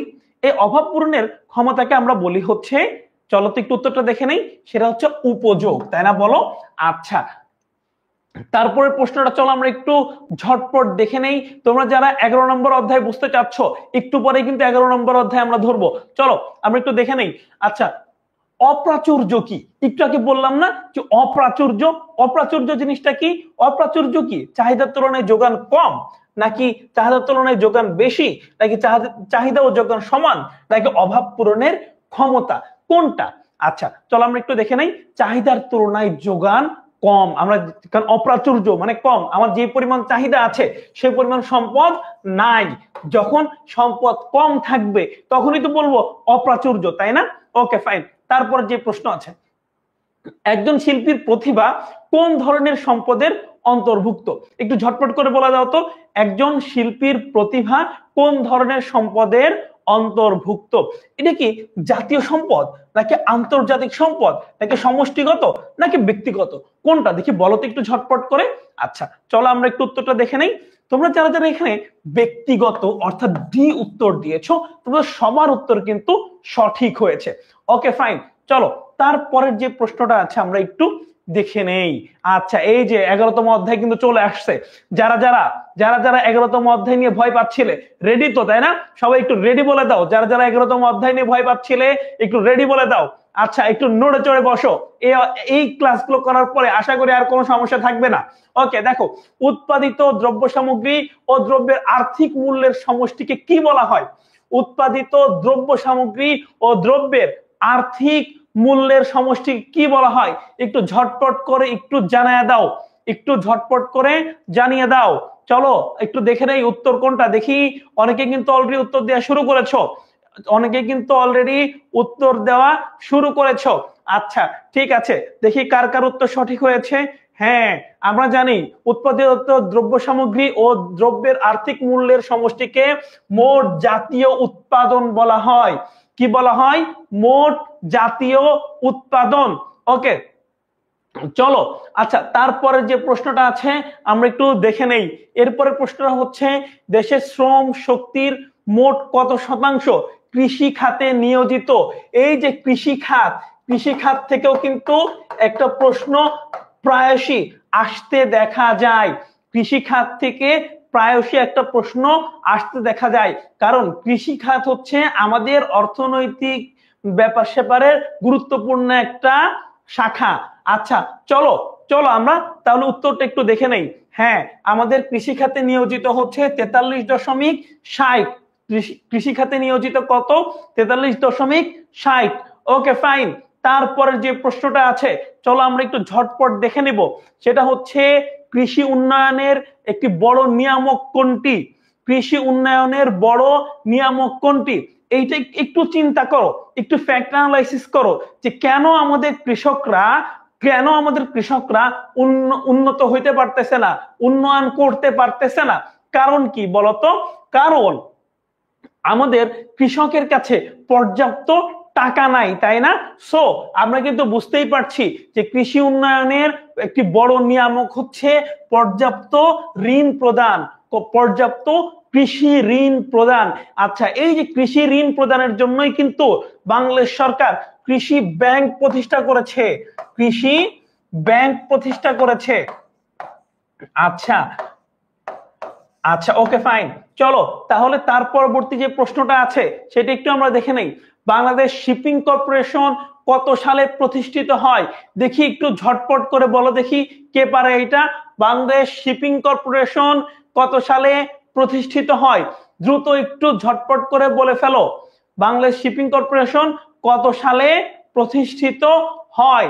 আচ্ছা ঠিক আছে চলো, অনেকেই কিন্তু সঠিক উত্তর দেওয়া শুরু করেছে। রামিসা আছে, ফাহিম আছে, সজীব আছে, জাওয়াদ আছে, সিয়াম আছে, কামরুন নাহার পায়েল আছে, তারপরে আমাদের সাথে শারমিন আক্তার আছে, আমাদের সাথে নাজিয়া জাহান আছে, মেহেদি হাসান আছে, আহমদ হাসান আছে, তারপর রাত আছে, আমাদের সাথে পায়েল যুক্ত হয়েছে, আমাদের সাথে রামিসা যুক্ত হয়েছে, তাওহিদ খান যুক্ত হয়েছে, আরো অনেক বন্ধুরা কিন্তু আমাদের সাথে অলরেডি যুক্ত হয়ে গিয়েছে। হ্যাঁ তোমরা কিন্তু ঠিক বলেছো, তোমরা যে এতক্ষণ যারা 1972 সাল বলেছো তাদের উত্তর কিন্তু সঠিক হয়েছে। আচ্ছা আরেকটা ব্যাপার তোমাদেরকে একটু শিখিয়ে দেই। এই যে যখন ইনফরমেটিভ কোনো কিছু আমরা শিখবো, তখন আমরা একটা ব্যাপারকে আরেকটা ব্যাপারের সাথে একটু লিংক করে পড়বো, তাহলে আমরা কখনো ভুলবো না। এই যে ধরো শিপিং কর্পোরেশন কত সালে প্রতিষ্ঠিত হয়, এটা যদি আমি পড়ি যে 72 সালে প্রতিষ্ঠিত হয়, তাহলে আমার কিন্তু মুখস্থ করতে কষ্ট হবে, তাহলে আমি কিন্তু কিছুদিন পরে আবারও ভুলে যেতে পারি। কিন্তু আমাদের মুক্তিযুদ্ধ হয়েছিল 71 সালে, এই মুক্তিযুদ্ধের 1 বছর পরেই এই শিপিং কর্পোরেশন প্রতিষ্ঠিত হয়েছিল। মুক্তিযুদ্ধের সাথে আমি যদি একটু লিংক করে পড়ি, তাহলে কিন্তু আমি আর কখনোই ভুলবো না। এই লিংক করে পড়ার টেকনিকটা তোমরা বুঝতে পারছো কে কে? একটু হাত তুলে বলে দাও যে হ্যাঁ ভাইয়া বুঝতে পারছি। চলো তারপর যে প্রশ্নটা আছে আমরা একটু ঝটপট দেখে নেই, যে মাথা পিছু আয় হচ্ছে। আচ্ছা, তাহলে মাথা পিছু আয়ের সংজ্ঞা কোনটা? আচ্ছা, মাথা পিছু আয়ের সংজ্ঞা কোনটা? ওকে, এখানে দেখো অনেকগুলা সূত্র দেওয়া আছে যে মাথা পিছু আয় আমরা কিভাবে বের করব। মাথা পিছু আয় আমরা কিভাবে বের করব? আচ্ছা, মাথা পিছু আয় কি যে মোট জাতীয় আয় এবং মোট জনসংখ্যার ভাগফল, নাকি মোট জনসংখ্যা আয় ও মোট জাতীয় আয়, নাকি মোট জাতীয় আয় ও মোট জাতীয় ব্যয়? কোনটা একটু বলে দাও তো, যে মাথা পিছু আয় কোনটা, মাথা পিছু আয়ের সংজ্ঞা কোনটা? আচ্ছা, আমি দেখতে পাচ্ছি অনেকে ইয়াসিন হাসান সঠিক উত্তর কিন্তু অলরেডি দিয়ে দিয়েছো, মাহফুজা সঠিক উত্তর দিয়েছো, সুমাইয়া নুসরাত সঠিক উত্তর দিয়েছো। তোমরা আরো যারা সঠিক উত্তর দিয়েছো তোমাদের সবাইকেই কিন্তু অনেক অনেক ধন্যবাদ। হ্যাঁ, তোমরা ঠিক বলেছো যে আমাদের মোট জনসংখ্যা এবং মোট জাতীয় আয়, এই দুইটা যদি আমরা ভাগ করি তাহলে আমরা মাথা পিছু আয় পেয়ে যাব। অর্থাৎ আমাদের দেশে যে 16 কোটি জনসংখ্যা, এই 16 কোটি জনগণ মিলে যত টাকা ইনকাম করে, এই দুইটার ভাগফলই হচ্ছে আমাদের মাথা পিছু আয়। আশা করি তোমরা বুঝতে পারছো। এটা কিন্তু খুবই ইম্পর্টেন্ট একটা প্রশ্ন। এইটাও আমি কিন্তু 3 স্টার দিয়ে দিচ্ছি। এখান থেকেও কিন্তু প্রশ্ন আসার সম্ভাবনা অনেক অনেক বেশি। সো এই ব্যাপারটা কিন্তু একটু মাথায় রাখতে হবে। চলো তারপর যে প্রশ্নটা আছে আমরা একটু দেখে নেই, সেটা হচ্ছে অনুন্নত দেশ হচ্ছে সেই সব দেশ যেগুলোতে জনসংখ্যা ও প্রাকৃতিক সম্পদের তুলনায় পুঁজি বা মূলধন কম। এই উক্তিটি কার? এই যেখানে তোমরা একটা উক্তি দেখতে পাচ্ছ, এই উক্তিটি কার? কে এই উক্তিটি দিয়েছেন? অর্থনীতিতে উক্তি কিন্তু অনেক প্রশ্ন আসে। অর্থনীতিতে উক্তিটা কিন্তু এরকম এমসিকিউতে প্রায়শই আসতে দেখা যায় যে এই উক্তিটা কে দিয়েছে, ওই উক্তিটা কে দিয়েছে। সো এই ব্যাপারগুলো কিন্তু একটু ভালো করে মাথায় নিতে হবে। আমি এইটাতেও 3 স্টার দিয়ে দিচ্ছি। দেখো, এইটাতে 3 স্টার দেওয়া মানে যে এইটাই আসবে ব্যাপারটা কিন্তু এমন না, বরং বিভিন্ন রাইটারের বা বিভিন্ন বড় বড় মনীষীর যেই উক্তিগুলো আছে সেগুলো একবার করে চোখ বোলা যাবা, এখান থেকে একটা প্রশ্ন আসার সম্ভাবনা অনেক বেশি। আচ্ছা, ঠিক আছে, চলো তাহলে আমাদের এখানে সঠিক উত্তর কোনটা হবে চলো একটু দেখে নেই। আমাদের সঠিক উত্তর হচ্ছে রেগনার।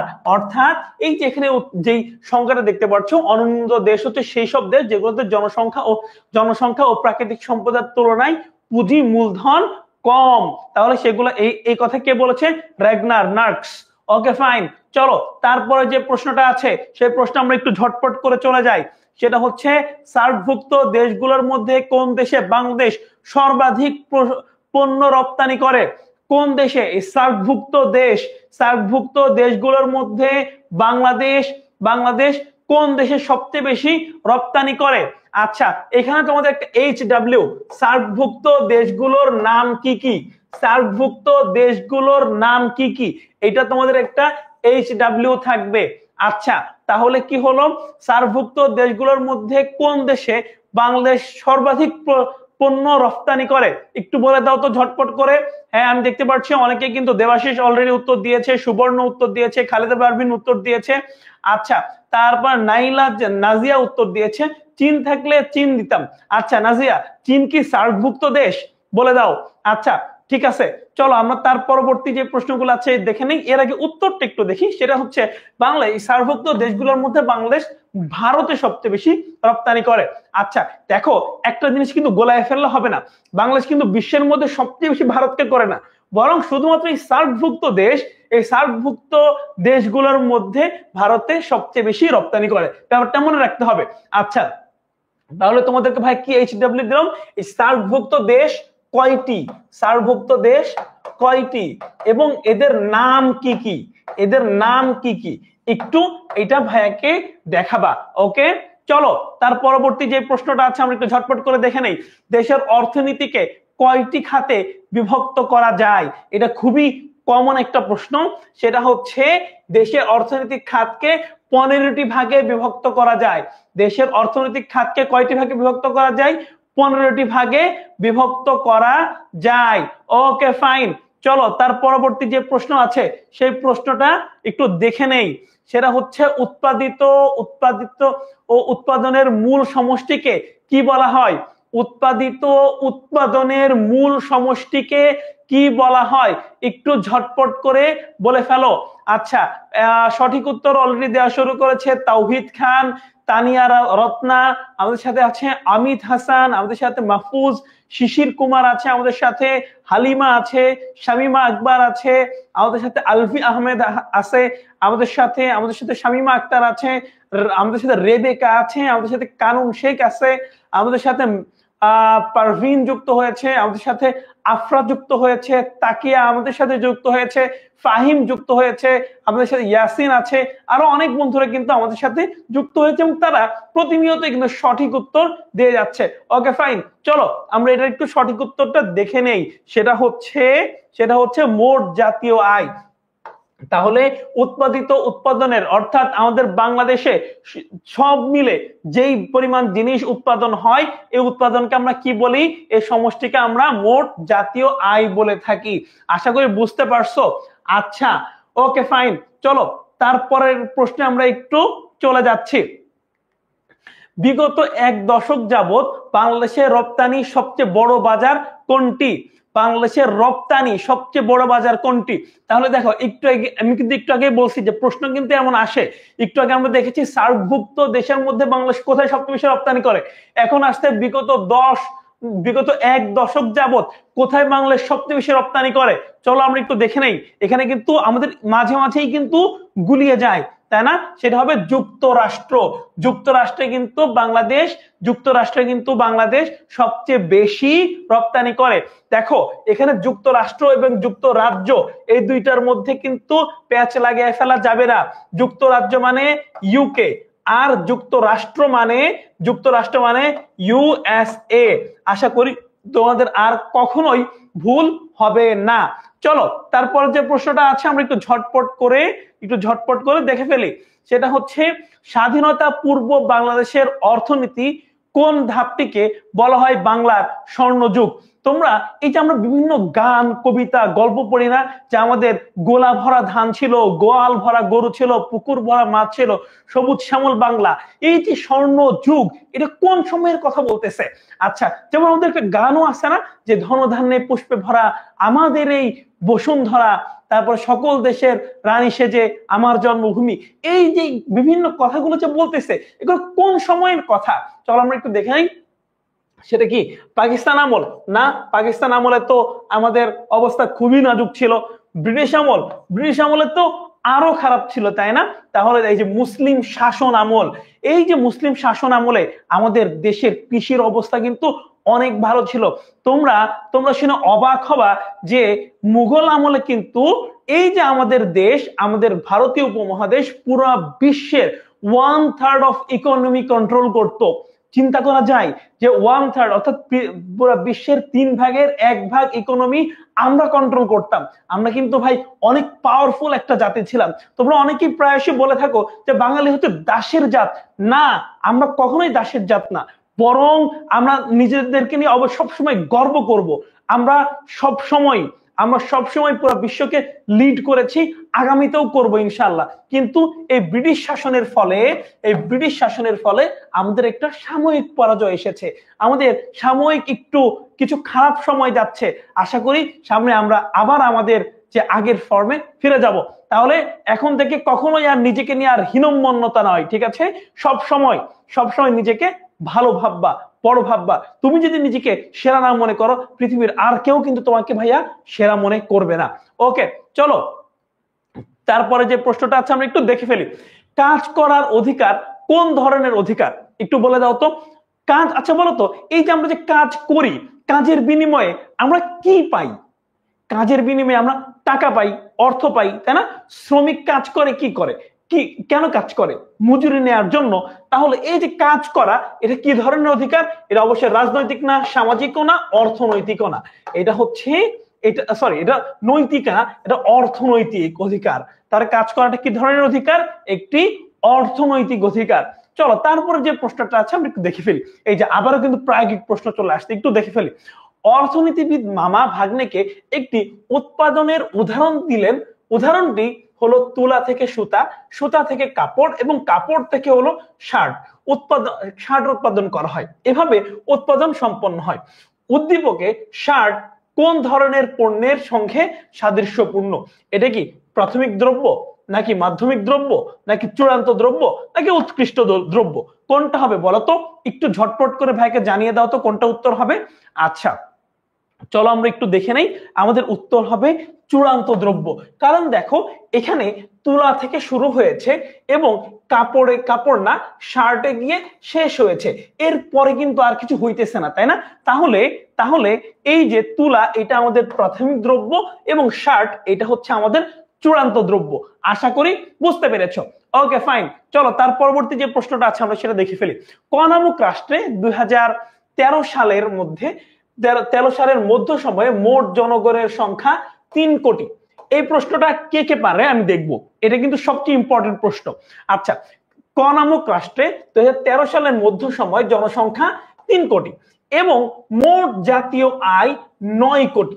জনসংখ্যা 3 কোটি, জনসংখ্যা 3 কোটি এবং মোট জাতীয় আয় 90 কোটি। আচ্ছা এখন দেশটির মাথা পিছু আয় কত ডলার একটু বলো। দেশটির মাথা পিছু আয় কত? একটু ঝটপট করে ভাইকে একটু বলে দাও তো কত দেশটির মাথা পিছু আয় কত হবে। আমি দেখতে চাই এই প্রশ্নটি কে কে পারে। আমি দেখতে পাচ্ছি অনেকেই কিন্তু, হ্যাঁ স্বপন চৌধুরী অলরেডি উত্তর দিয়ে দিয়েছো, সঠিক উত্তর দিয়েছো। আচ্ছা অমিত সঠিক উত্তর দিয়েছো, হ্যাঁ। তারপর হচ্ছে মিলন মিয়া সঠিক উত্তর দিয়েছো, নেহা সঠিক উত্তর দিয়েছো, তাসকিয়া সঠিক উত্তর দিয়েছো, ইয়াসিন হাসান সঠিক উত্তর দিয়েছো, কামরুন নাহার সঠিক উত্তর দিয়েছো। আমাদের সাথে, আরে ভাই আমি তো মনে করছিলাম তোমরা এই প্রশ্নের উত্তরটা পারবা না, এখন দেখি সবাই পেরে যাচ্ছ। হ্যাঁ তোমাদের সবার উত্তরই কিন্তু মোর অর লেস সঠিক হয়েছে, এক দুজনের উত্তর একটু ভুল হচ্ছে, তোমরা একটু ঠিক করে নিবা। আমরা চলো উত্তরটা একটু দেখে নেই, আমরা উত্তরটা একটু দেখে নেই। হ্যাঁ আমরা দেখতে পাচ্ছি যে আমাদের মোট জাতীয় আয় কিন্তু $300। অর্থাৎ আমরা কি করব, এই যে 9 কোটি টাকা এটা 3 কোটি জনসংখ্যা দিয়ে ভাগ করে দিব, তাহলেই কিন্তু আমার মাথা পিছু যে আয় সেটা কিন্তু আমরা পেয়ে যাব, তাই না বলো? চলো তার পরবর্তী যে প্রশ্নটা আছে সেটা আমরা একটু দেখে ফেলি। বাংলাদেশ সরকারের আয়ের উৎসগুলোকে কয় ভাগে ভাগ করা যায়? আমরা কিন্তু ইতোপূর্বেই এটা নিয়ে একটু আলোচনা করেছিলাম, তাই না বলো? বাংলাদেশ সরকারের আয়ের উৎসগুলোকে কয়টি খাতে ভাগ করা যায় একটু ঝটপট করে বলো তো। আচ্ছা মারিয়াম নেসা বুসরা বলেছে সে বুঝতে পেরেছে। আচ্ছা এই যে একটু আগে শিখাইলাম যে জাতীয় আয় কিভাবে বের করতে হয়, সরি মাথাপিছু আয় কিভাবে বের করতে হয়, এটা তোমরা কে কে বুঝতে পারছো? মাথাপিছু আয় কিভাবে বের করতে হয় এটা কে কে বুঝতে পারছো আমাকে একটু জানায় দাও। আর যদি কেউ না বুঝো তাও প্লিজ জানায় দাও, কারণ এইটা খুবই গুরুত্বপূর্ণ, এটা আমি তোমাদেরকে বুঝাইতেই চাই। ওকে চলো আমরা একটু দেখে নেই বাংলাদেশ সরকারের আয়ের উৎসগুলোকে কয় ভাগে ভাগ করা যায়। চলো আমরা একটু দেখে নেই, আয়ের উৎসগুলোকে 2 ভাগে ভাগ করা যায়। আচ্ছা ঠিক আছে, চলো আমরা তার পরবর্তী যে প্রশ্ন আছে সেই প্রশ্নটা একটু দেখে নেই। সেই প্রশ্নটা হচ্ছে ব্যক্তিগত আয়ের উপর ধার্যকৃত করকে কি বলে? আমরা জানি যে আমাদের প্রত্যেককেই ব্যক্তিগত আয়ের উপরে, অর্থাৎ নির্দিষ্ট একটা আয় যখন হয়, নির্দিষ্ট বাৎসরিকভাবে যখন নির্দিষ্ট একটা অ্যামাউন্ট কোন একজন মানুষ ইনকাম করে, তার উপরে কিন্তু প্রত্যেকটা মানুষকে কর দিতে হয়, তাই না? ট্যাক্স দিতে হয়। সেই ট্যাক্সকে আমরা কি বলবো?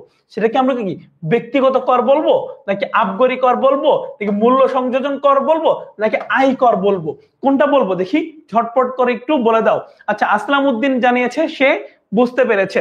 ওকে তারপরে তাওহিদ খান সঠিক উত্তর দিয়েছে, তাসকিয়া সঠিক উত্তর দিয়েছে, কানন শেখ জানিয়েছে বুঝতে পেরেছে, নওফেল ইসলাম বলেছে সে বুঝতে পেরেছে। ওকে, তারপরে হচ্ছে নাফিসা, হ্যাঁ সে বুঝতে পেরেছে। আচ্ছা, আরো যারা যারা আছে তারা কিন্তু সঠিক উত্তর দিয়েছে। আচ্ছা, তোমাদের সবাইকে কিন্তু অনেক ধন্যবাদ যারা এই ট্রিকি কোশ্চেন গুলোরও কিন্তু সঠিক উত্তর দিয়েছো। আচ্ছা নওফেল ইসলাম, তোমার নাম কিন্তু আমি অলরেডি পড়ে ফেলেছি। আচ্ছা চলো আমরা একটু তাহলে দেখে নেই যে ব্যক্তিগত আয়ের উপর ধার্যকৃত করকে কি বলে, আয় কর বলে। এটা কিন্তু ভুল করা যাবে না। এখানে কিন্তু ব্যক্তিগত কর একটা অপশন দেওয়া আছে তোমাদেরকে ফাঁদে ফেলানোর জন্য।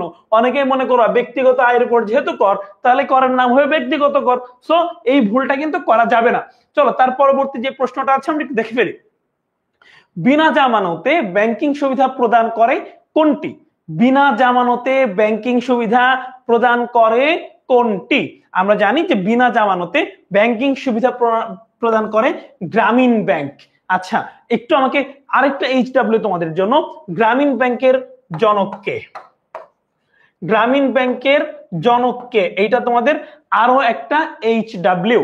ওকে ফাইন, চলো তারপর যে প্রশ্নটা আছে আমরা একটু একটু ঝটপট করে দেখে ফেলি। আচ্ছা, বাংলাদেশ সরকারের আয়ের প্রধান উৎস কি? বাংলাদেশ সরকারের আয়ের প্রধান উৎস কি? সেটা কি ভূমি রাজস্ব, নাকি যানবাহন কর, নাকি বাণিজ্য শুল্ক, নাকি বিদ্যুৎ বিল, না কোনটা? একটু বলে দাও তো ঝটপট করে, আমি একটু দেখতে যাচ্ছি। আচ্ছা, আমরা সবাই জানি যে বাংলাদেশ সরকারের আয়ের প্রধান উৎস হচ্ছে বাণিজ্য শুল্ক। আচ্ছা, তারপরের প্রশ্নটা আমরা একটু দেখি। ভ্যাট, ভিএটি এর ফুল ফর্মটা কি? আমরা কিন্তু একটু আগে দেখলাম ভ্যাট, তাই না? আচ্ছা তাহলে এটা কি হবে? ভ্যালু অ্যাডেড ট্যাক্স হবে, নাকি ভ্যালু অ্যাড ট্যাক্স, নাকি ভ্যালুয়েবল অ্যাড ট্যাক্স, নাকি ভ্যালুয়েবল অ্যাডেড ট্যাক্স? একটু ঝটপট করে ভাইকে জানিয়ে দাও তো কি হবে। আচ্ছা আমরা চলো উত্তরটা একটু দেখে নেই। তোমরা অনেকেই সঠিক উত্তর দিচ্ছ, সেটা হচ্ছে এখানে উত্তরটা হবে এ বা ক, সেটা হচ্ছে ভ্যালু অ্যাডেড ট্যাক্স। ভুল করা যাবে না কিন্তু। আবার বলছি, ভ্যাট মানে হচ্ছে ভ্যালু অ্যাডেড ট্যাক্স। তোমরা কিন্তু অনেকেই ভুল করতে পারো, কারণ এখানে কিন্তু অনেক কনফিউজিং অপশন গুলো দেওয়া আছে। একটা জায়গায় অ্যাডেড বলা হচ্ছে, একটা জায়গায় শুধু অ্যাড বলা হচ্ছে, ভ্যালুর জায়গায় ভ্যালুয়েবল বলা হচ্ছে। সো কনফিউজড কিন্তু হওয়া যাবে না ভাইয়া, বলতে হবে ভ্যালু অ্যাডেড ট্যাক্স। কি মনে থাকবে তো, তাই না? কার কার মনে থাকবে একটু আমাকে দেখায়, হাত তুলে দেখায় দাও যে হ্যাঁ ভাইয়া আমি আর ব্যাপারটা ভুলবো না। আচ্ছা ঠিক আছে, চলো তারপরে প্রশ্নটা আমরা একটু দেখে দেই। চিহ্নিত মুদ্রা বলতে কি বোঝায়? আমরা আমরা প্রায়শই কথা শুনে থাকি, তাই না? চিহ্নিত মুদ্রা, চিহ্নিত মুদ্রা, চিহ্নিত মুদ্রা বলতে কি বোঝায়?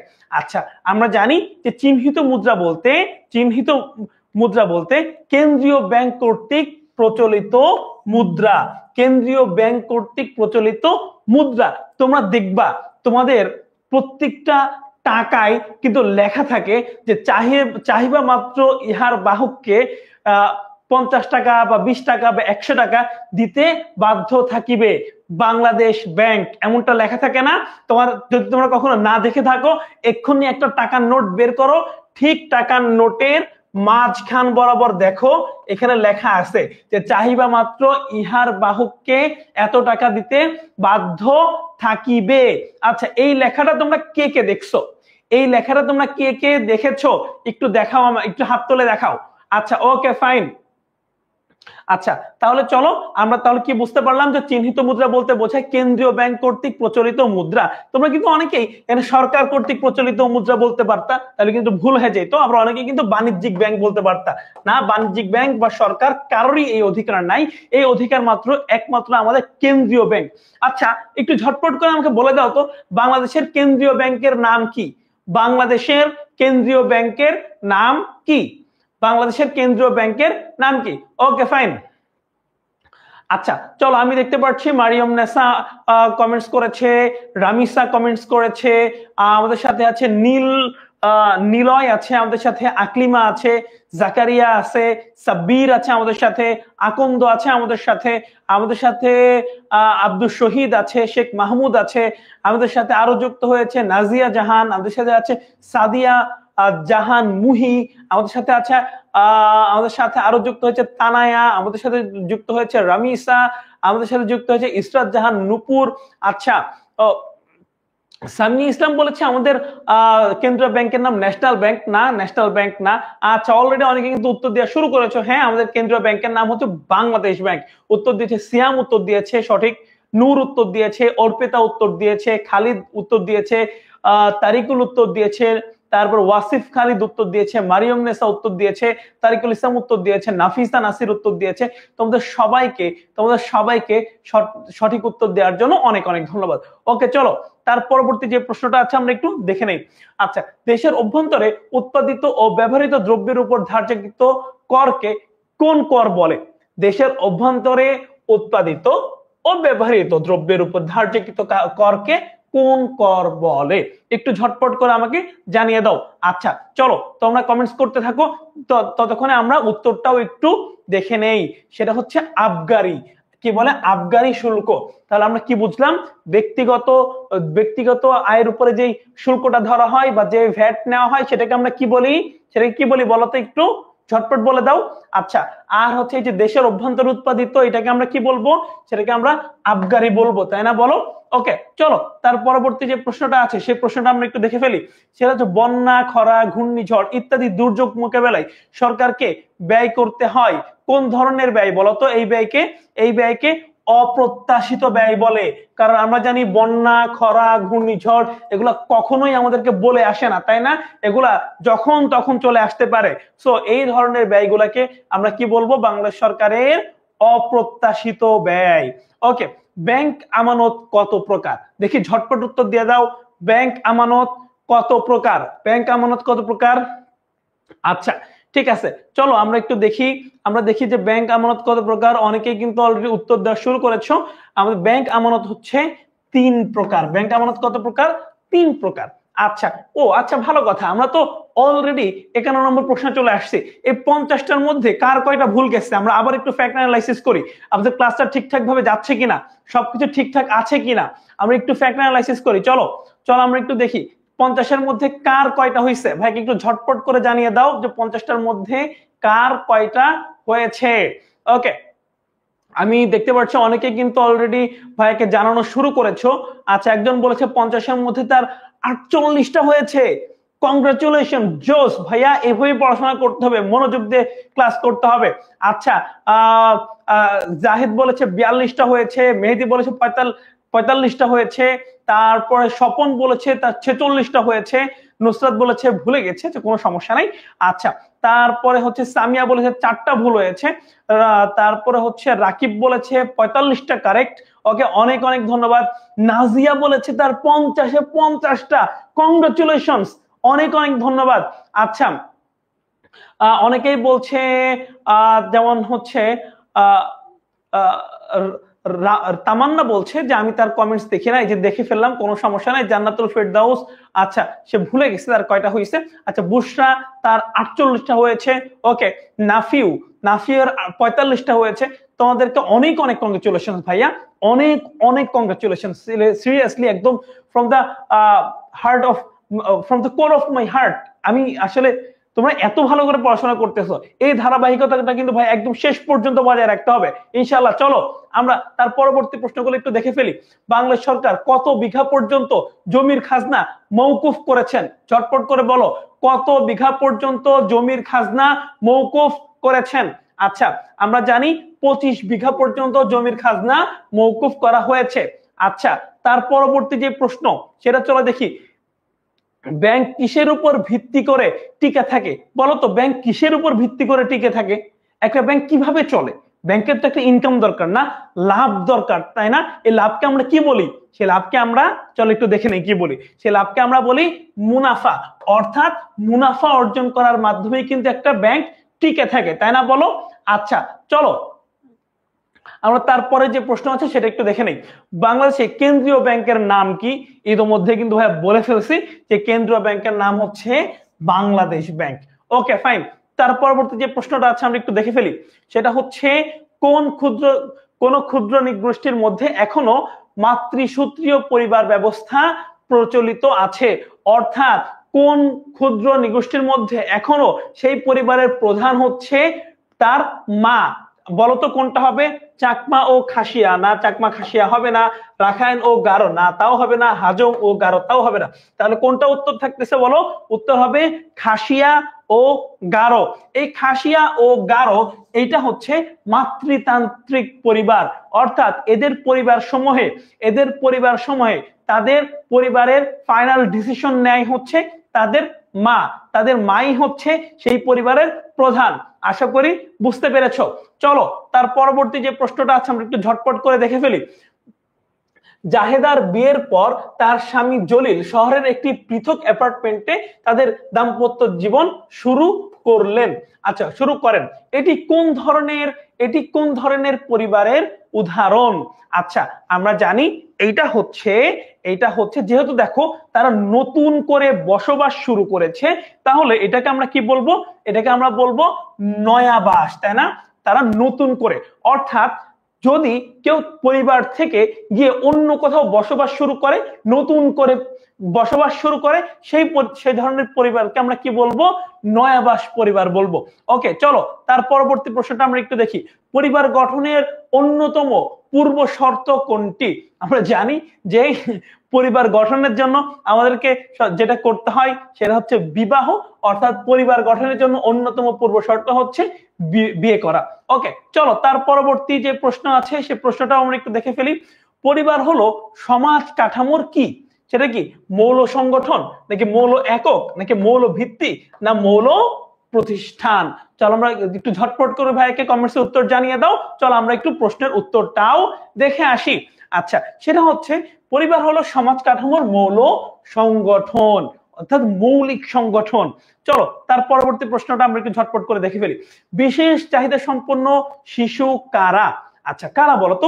যাদের মা বাবা নেই, যারা পথ শিশু, নাকি যাদের পরিবারে বাস করে না, নাকি যারা শারীরিক ও মানসিক প্রতিবন্ধী? কোনটা হবে ভাইয়া বলতো? একটু ঝটপট করে ভাইকে জানিয়ে দাও। আচ্ছা, আমরা জানি যে বিশেষ চাহিদা সম্পন্ন শিশু হচ্ছে যারা শারীরিক এবং মানসিকভাবে প্রতিবন্ধী। আচ্ছা, চলো তাহলে তার পরবর্তী যে প্রশ্নটা আছে সেটা আমরা দেখে নিই। রাজীবের বাবা একজন শিল্পপতি। পাড়ার খারাপ বন্ধুদের সাথে মিশে রাজীব দিন দিন উচ্ছৃঙ্খল আচরণ করছে। উদ্দীপকে নিচে কোনটি প্রমাণিত হয় বলতো? আমরা জানি যে যখন একজন মানুষ আরেকজনের প্রভাবে কোন একটা কিছু করে, এটাকে আমরা কি বলি? সামাজিকীকরণের প্রভাব বলি, তাই না? তাহলে চল আমরা দেখে নেই উত্তর কি হবে। সামাজিকীকরণে বন্ধুদের ভূমিকা রয়েছে। ওকে, ফাইন। তাহলে আমরা কিন্তু যারা আছি আজকের ক্লাসে, আমরা কিন্তু কেউ অসৎ সঙ্গে যাব না, কারণ আমরা জানি সঙ্গদোষে লোহা ভাসে।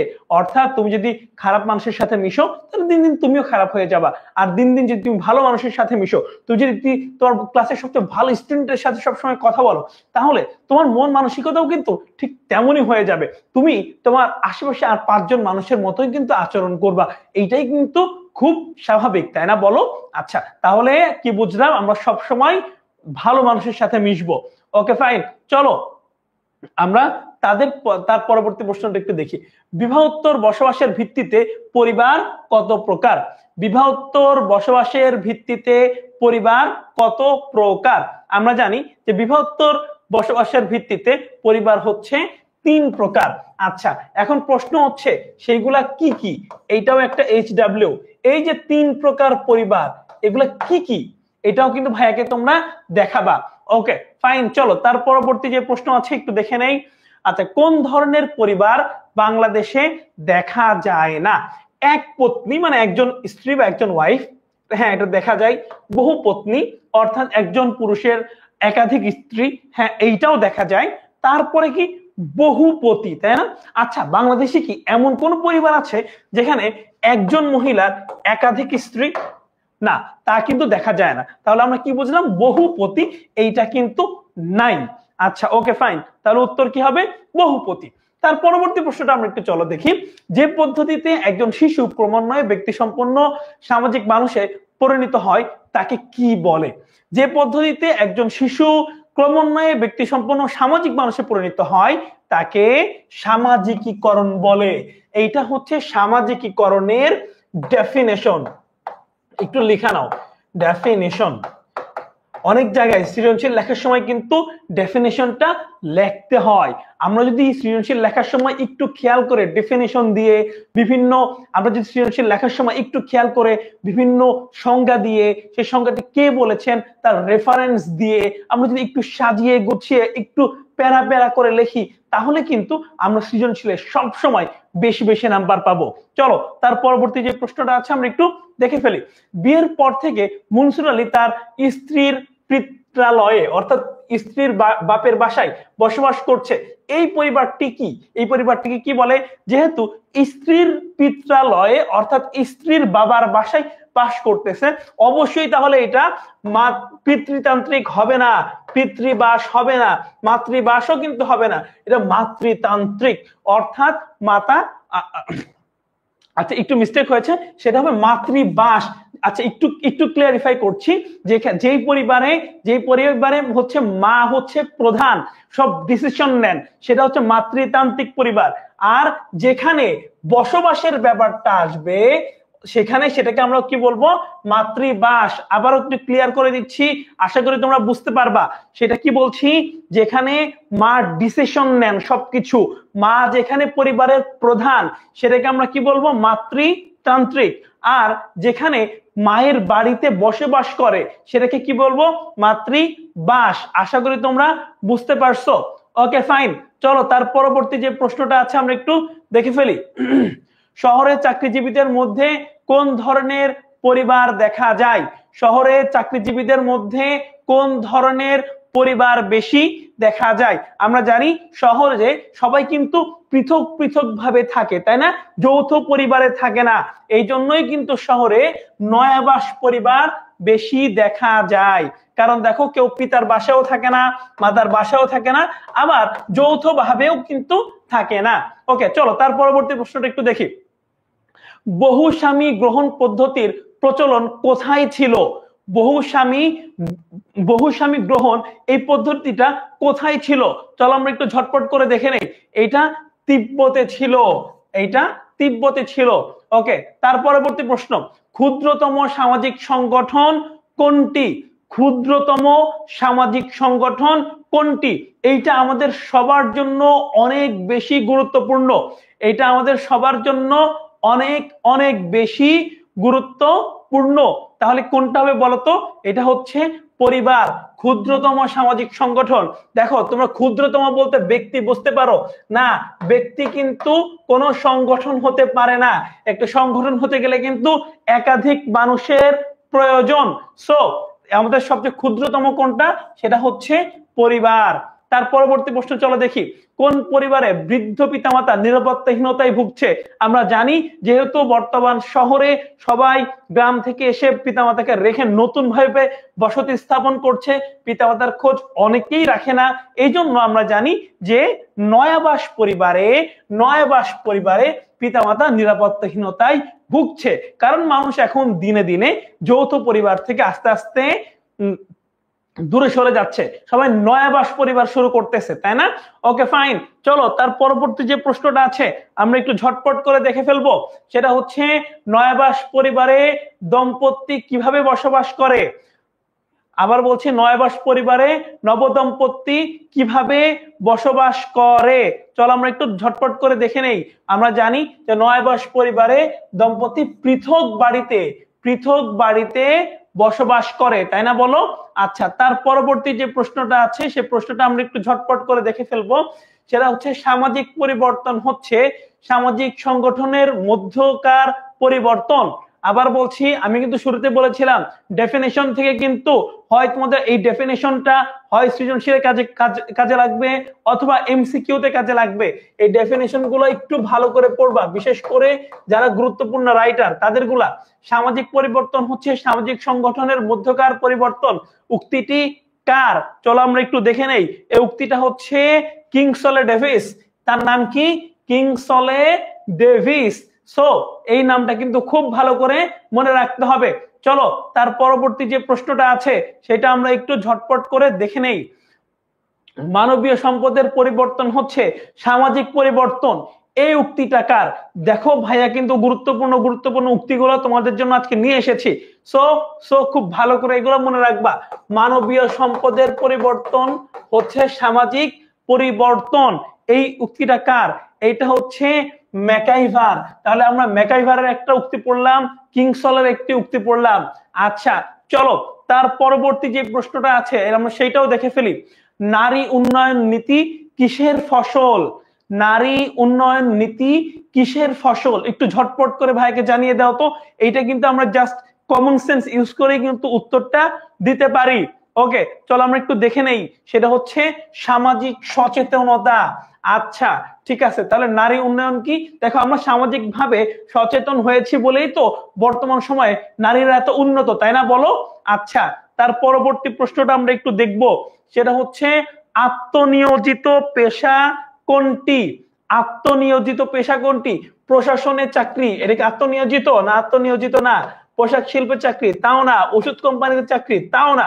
হাঁস মুরগি লালন পালন, এইটাই হচ্ছে আত্মনিয়োজিত, তাই না বলো? ওকে ফাইন, চলো তার পরবর্তী প্রশ্নটা আমরা দেখে ফেলি দ্রুত। সেটা হচ্ছে বাংলাদেশের সমাজ পরিবর্তনের উপাদান কয়টি? বাংলাদেশের সমাজ পরিবর্তনের উপাদান কয়টি? চলো আমরা একটু দেখে নেই। সেটি হচ্ছে 7টি। এই প্রশ্নটাও কিন্তু একটু ইম্পর্টেন্ট, এইটা দেখে নিবা। যেখানেই দেখবে একটু সংখ্যা রিলেটেড কোন কোশ্চেন আছে, দেখবা প্রত্যেকবারই সংখ্যা রিলেটেড 4 থেকে 5টা প্রশ্ন আসে। প্রত্যেকবারই সংখ্যা রিলেটেড 4 থেকে 5টা প্রশ্ন কিন্তু আসেই। সো এই সংখ্যা রিলেটেড প্রশ্নগুলো একটু ভালো করে পড়বা। ওকে ফাইন, চলো তার পরবর্তী যে প্রশ্নটা আছে আমরা দেখে নেই। সেটা হচ্ছে নিচের কোনটি প্রাকৃতিক দুর্যোগ?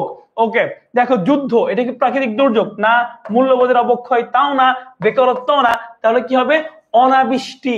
অনাবৃষ্টি কি হবে? অনাবৃষ্টি হচ্ছে প্রাকৃতিক দুর্যোগ, তাই না বলো? আচ্ছা তার পরবর্তী যে প্রশ্নটা আছে আমরা একটু দেখে ফেলি। সেটা হচ্ছে বাংলাদেশের শহর অঞ্চলে বস্তি সৃষ্টির অন্যতম কারণ কোনটি? বাংলাদেশের শহর অঞ্চলে বস্তি সৃষ্টির অন্যতম কারণ হচ্ছে নদী ভাঙন। কারণ আমরা জানি যে বিভিন্ন অঞ্চলে নদী এমন ভাবে ভাঙে যে মানুষের বসতি, তাদের জমি জমা সবকিছু তোমার নদীর অতল গহ্বরে তলিয়ে যায়। তখন মানুষ কি করে? শহরের দিকে আস্তে আস্তে চলে আসে এবং তাদের যেহেতু কোনো ঘর ভিটা নাই, তারা বিভিন্ন জায়গায় একসাথে হয়ে বস্তিতে থাকা শুরু করে। ওকে ফাইন, চলো তার পরবর্তী যে প্রশ্নটা আছে আমরা একটু ঝটপট করে দেখে ফেলি। প্রযুক্তি কি? একটু বলো তো প্রযুক্তি কি? এটা কি বিজ্ঞানের তত্ত্বীয় দিক, নাকি বিজ্ঞানের বর্ধিত দিক, নাকি বিজ্ঞানের আনুষঙ্গিক দিক, নাকি বিজ্ঞানের প্রায়োগিক দিক? কোনটা বলতো একটু ঝটপট করে। আচ্ছা আমরা জানি এটার উত্তর হবে বিজ্ঞানের প্রায়োগিক দিক। তাহলে প্রযুক্তি কি? এটা কিন্তু তোমাদের সৃজনশীলের ক নাম্বার প্রশ্নেও আসতে পারে যে প্রযুক্তি কি। এই ধরনের উত্তর যদি আসে সুন্দর করে সংক্ষিপ্ত ভাবে লিখে দিবা, কেমন? চলো তার পরবর্তী যে প্রশ্নটা আছে আমরা একটু দেখে ফেলি। শিল্পায়নের ফলে কি হয়? দেখো যেখানে শিল্পায়ন হয় সেখানে অ্যাকচুয়ালি কি হয়? পরিবর্তন হয়, স্থানান্তর হয়, নাকি অবস্থার স্থিতিকরণ হয়? কোনটা হয় একটু ঝটপট করে জানিয়ে দাও তো। আমরা জানি যে শিল্পায়নের ফলে নগরায়ন হয়, অর্থাৎ যেখানে শিল্পায়ন হয় সেখানে কিন্তু মানুষ আস্তে আস্তে এসে বসতি স্থাপন করে, সেখানে নগর তৈরি হয়, তাই না? এই জন্য আমরা যদি প্রশ্ন আসে শিল্পায়নের ফলে কি হয়? নগরায়ন হয়।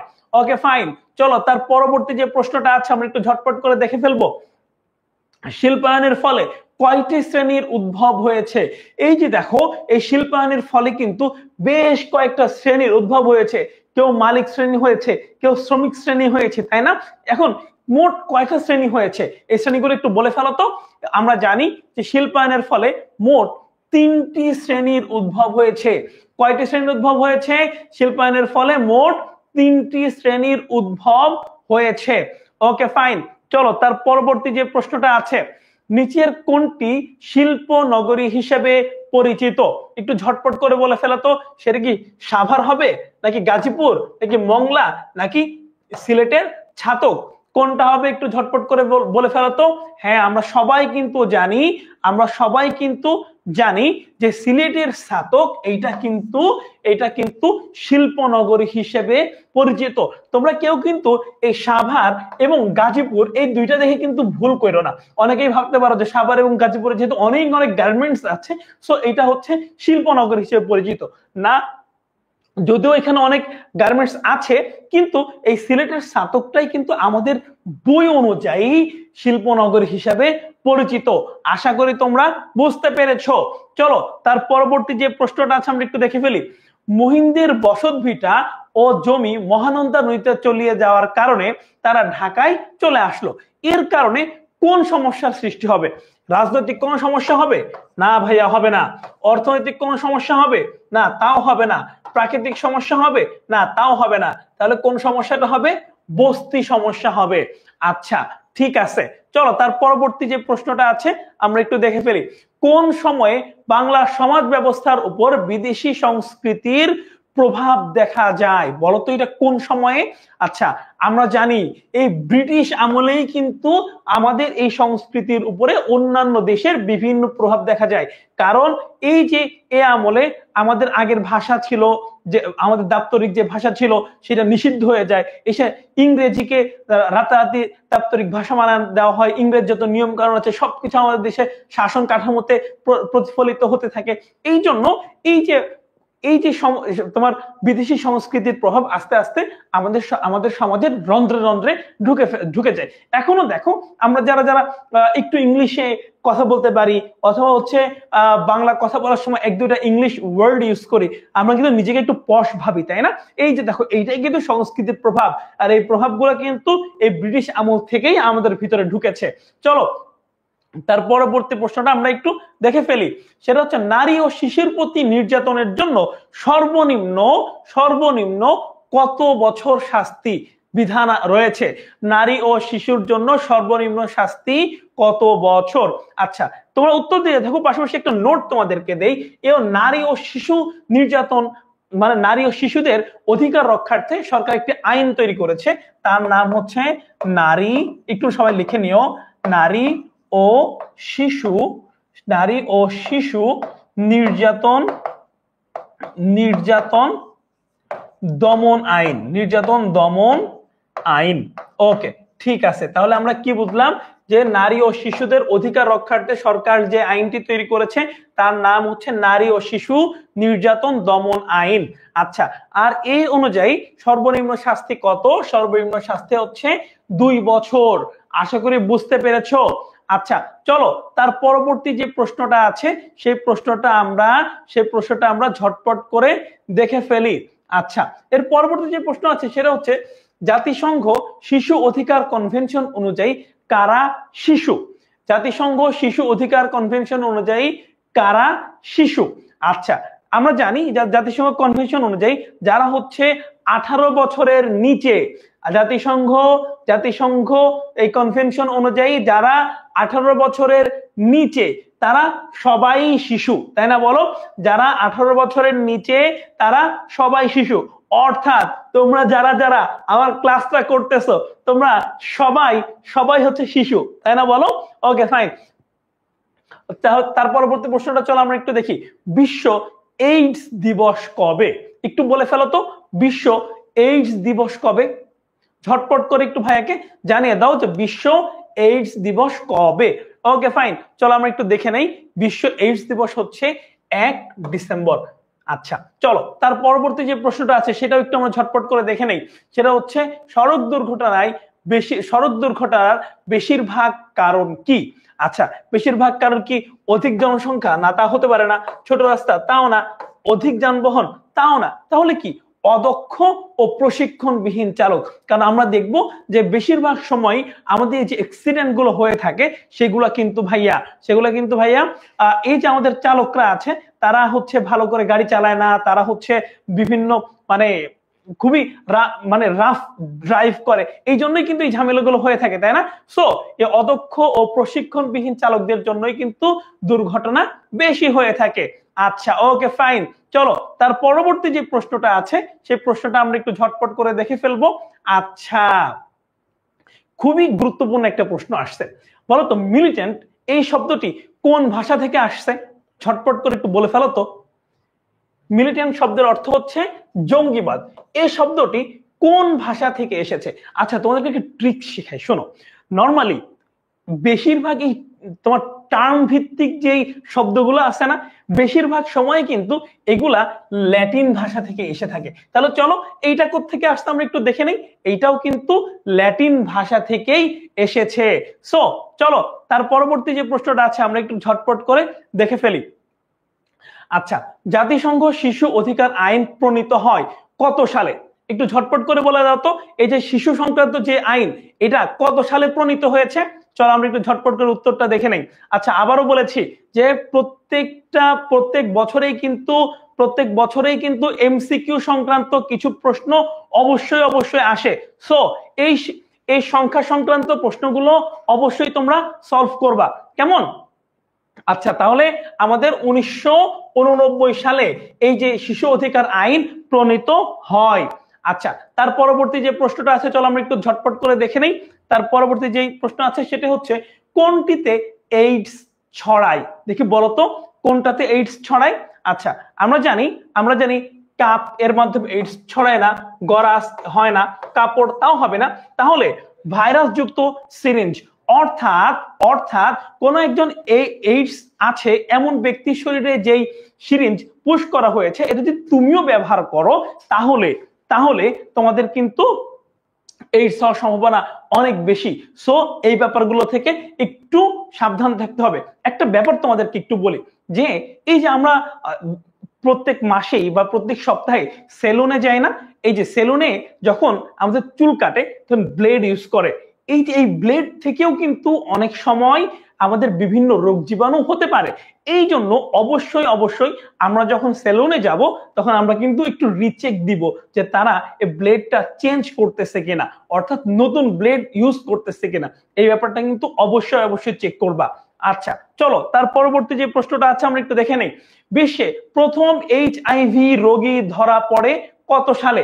বিশ্বে প্রথম এইচআইভি রোগী ধরা পড়ে কত সালে? আমি কিন্তু আবারও বলছি ভাইয়ারা, এই সংখ্যা ভিত্তিক প্রশ্ন কিন্তু অবশ্যই থাকবে। সো অবশ্যই এই ব্যাপারগুলো মাথায় রাখবা। চলো আমরা একটু উত্তরটা দেখে নেই। সেটা হচ্ছে 1981 সালে। 1981 সালে। ওকে, চলো তার পরবর্তী যে প্রশ্নটা আছে সেই প্রশ্নটা আমরা একটু দেখে নেই। এইচআইভি এটা কি বলতো? এইচআইভি, দেখো প্রথম প্রশ্নটাই কিন্তু বলা আছে এক ধরনের রোগ। আচ্ছা, তোমরা কিন্তু এইটা ভেবে ভুল করতে পারো। অনেক সময় এই প্রথম অপশনে তোমাদেরকে মানে কিছু ফাঁদ দেওয়া থাকে, যে প্রথমটা দেখেই তোমরা যেন দাগায় ফেলো আর ভুল করো।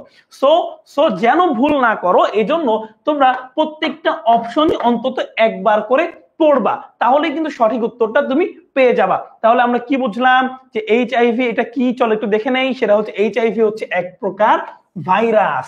ওকে ফাইন, চলো তার পরবর্তী যে প্রশ্নটা আছে সে প্রশ্নে আমরা একটু চলে যাই। সে প্রশ্নটা হচ্ছে এইচআইভি এর সুপ্তিকাল কত মাস? এইচআইভি এর সুপ্তিকাল কত মাস? চলো আমরা একটু দেখে নেই। এইচআইভি এর সুপ্তিকাল হচ্ছে 6 থেকে 7 মাস। আচ্ছা, চলো তার পরবর্তী প্রশ্নটা আমরা একটু দেখে নেই ঝটপট করে। ফতোয়া বলতে কি বোঝানো হয়? ফতোয়া বলতে কি প্রচলিত আইন বোঝানো হয়? না, হয় না। বিদেশিদের পাঠানো আইন? তাও না। সরকারের নির্ধারিত আইন? তাও না। বরং ফতোয়া বলতে প্রভাবশালী ব্যক্তিদের মন গড়া আইনকে বলা হয়, তাই না? বলো। আচ্ছা, চলো তাহলে আমরা একটু দেখে নেই।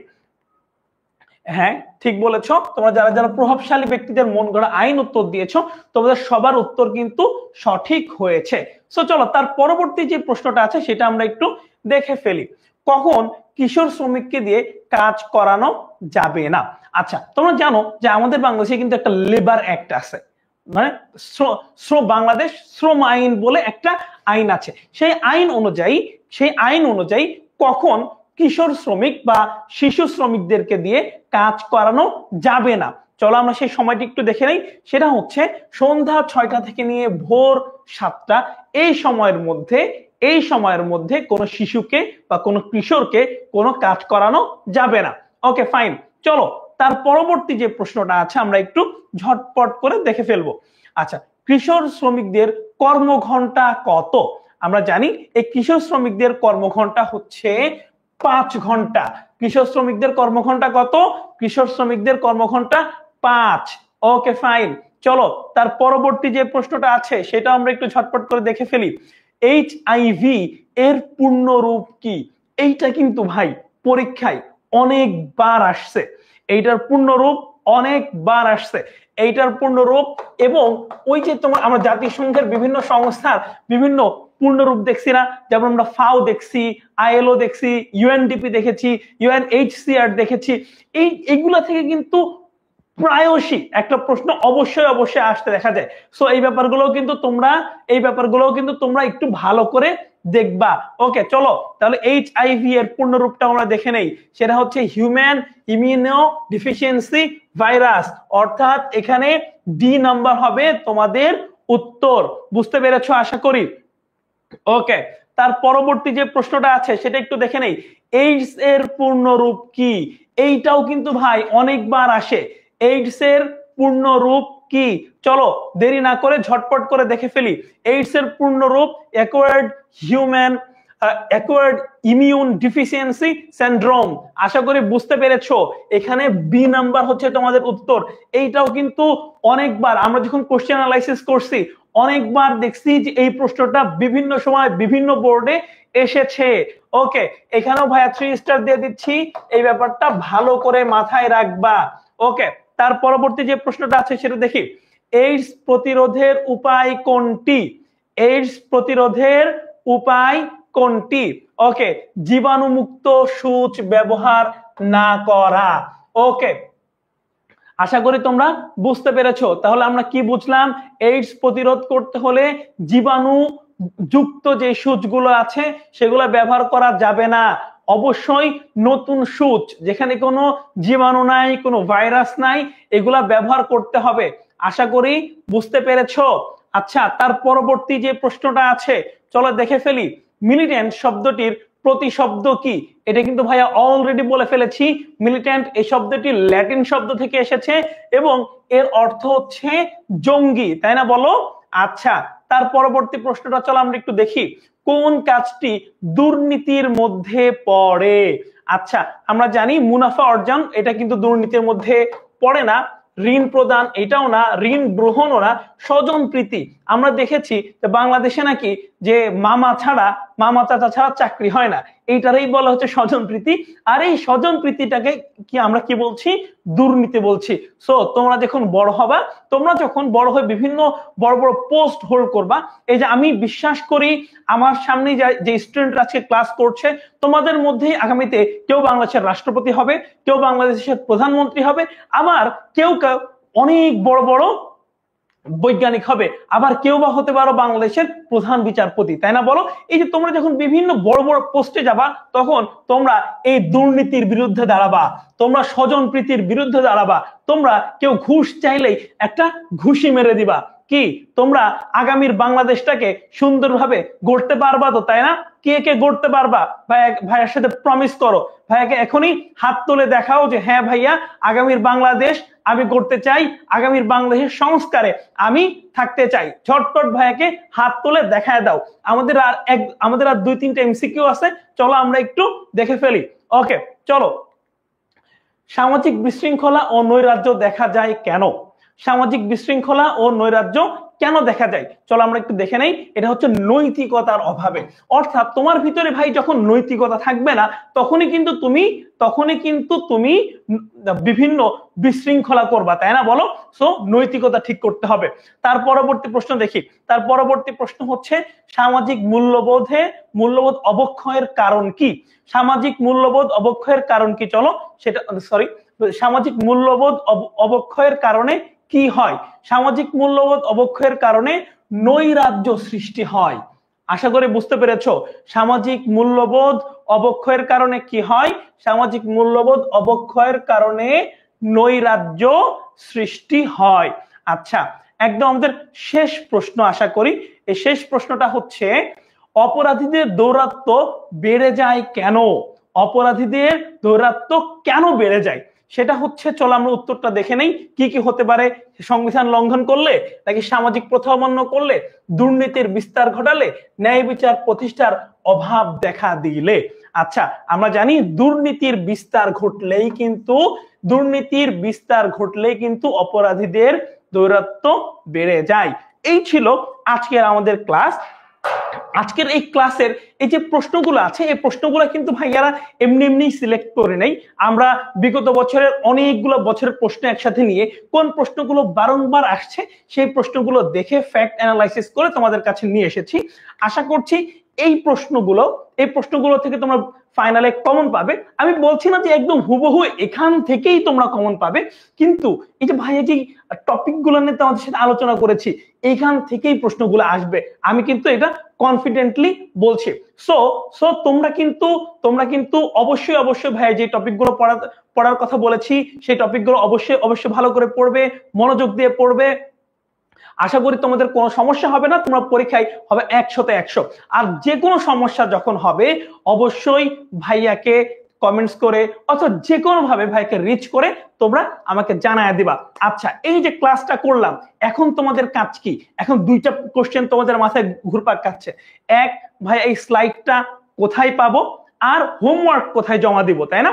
আচ্ছা, তোমাদের জন্য ডেডিকেটেডলি আমাদের যে গ্রুপটা আছে, আমাদের এসএসসি এ প্লাস সাজেশন গ্রুপ, এই গ্রুপে আজকের ক্লাসের একটা রিভিউ দিতে হবে।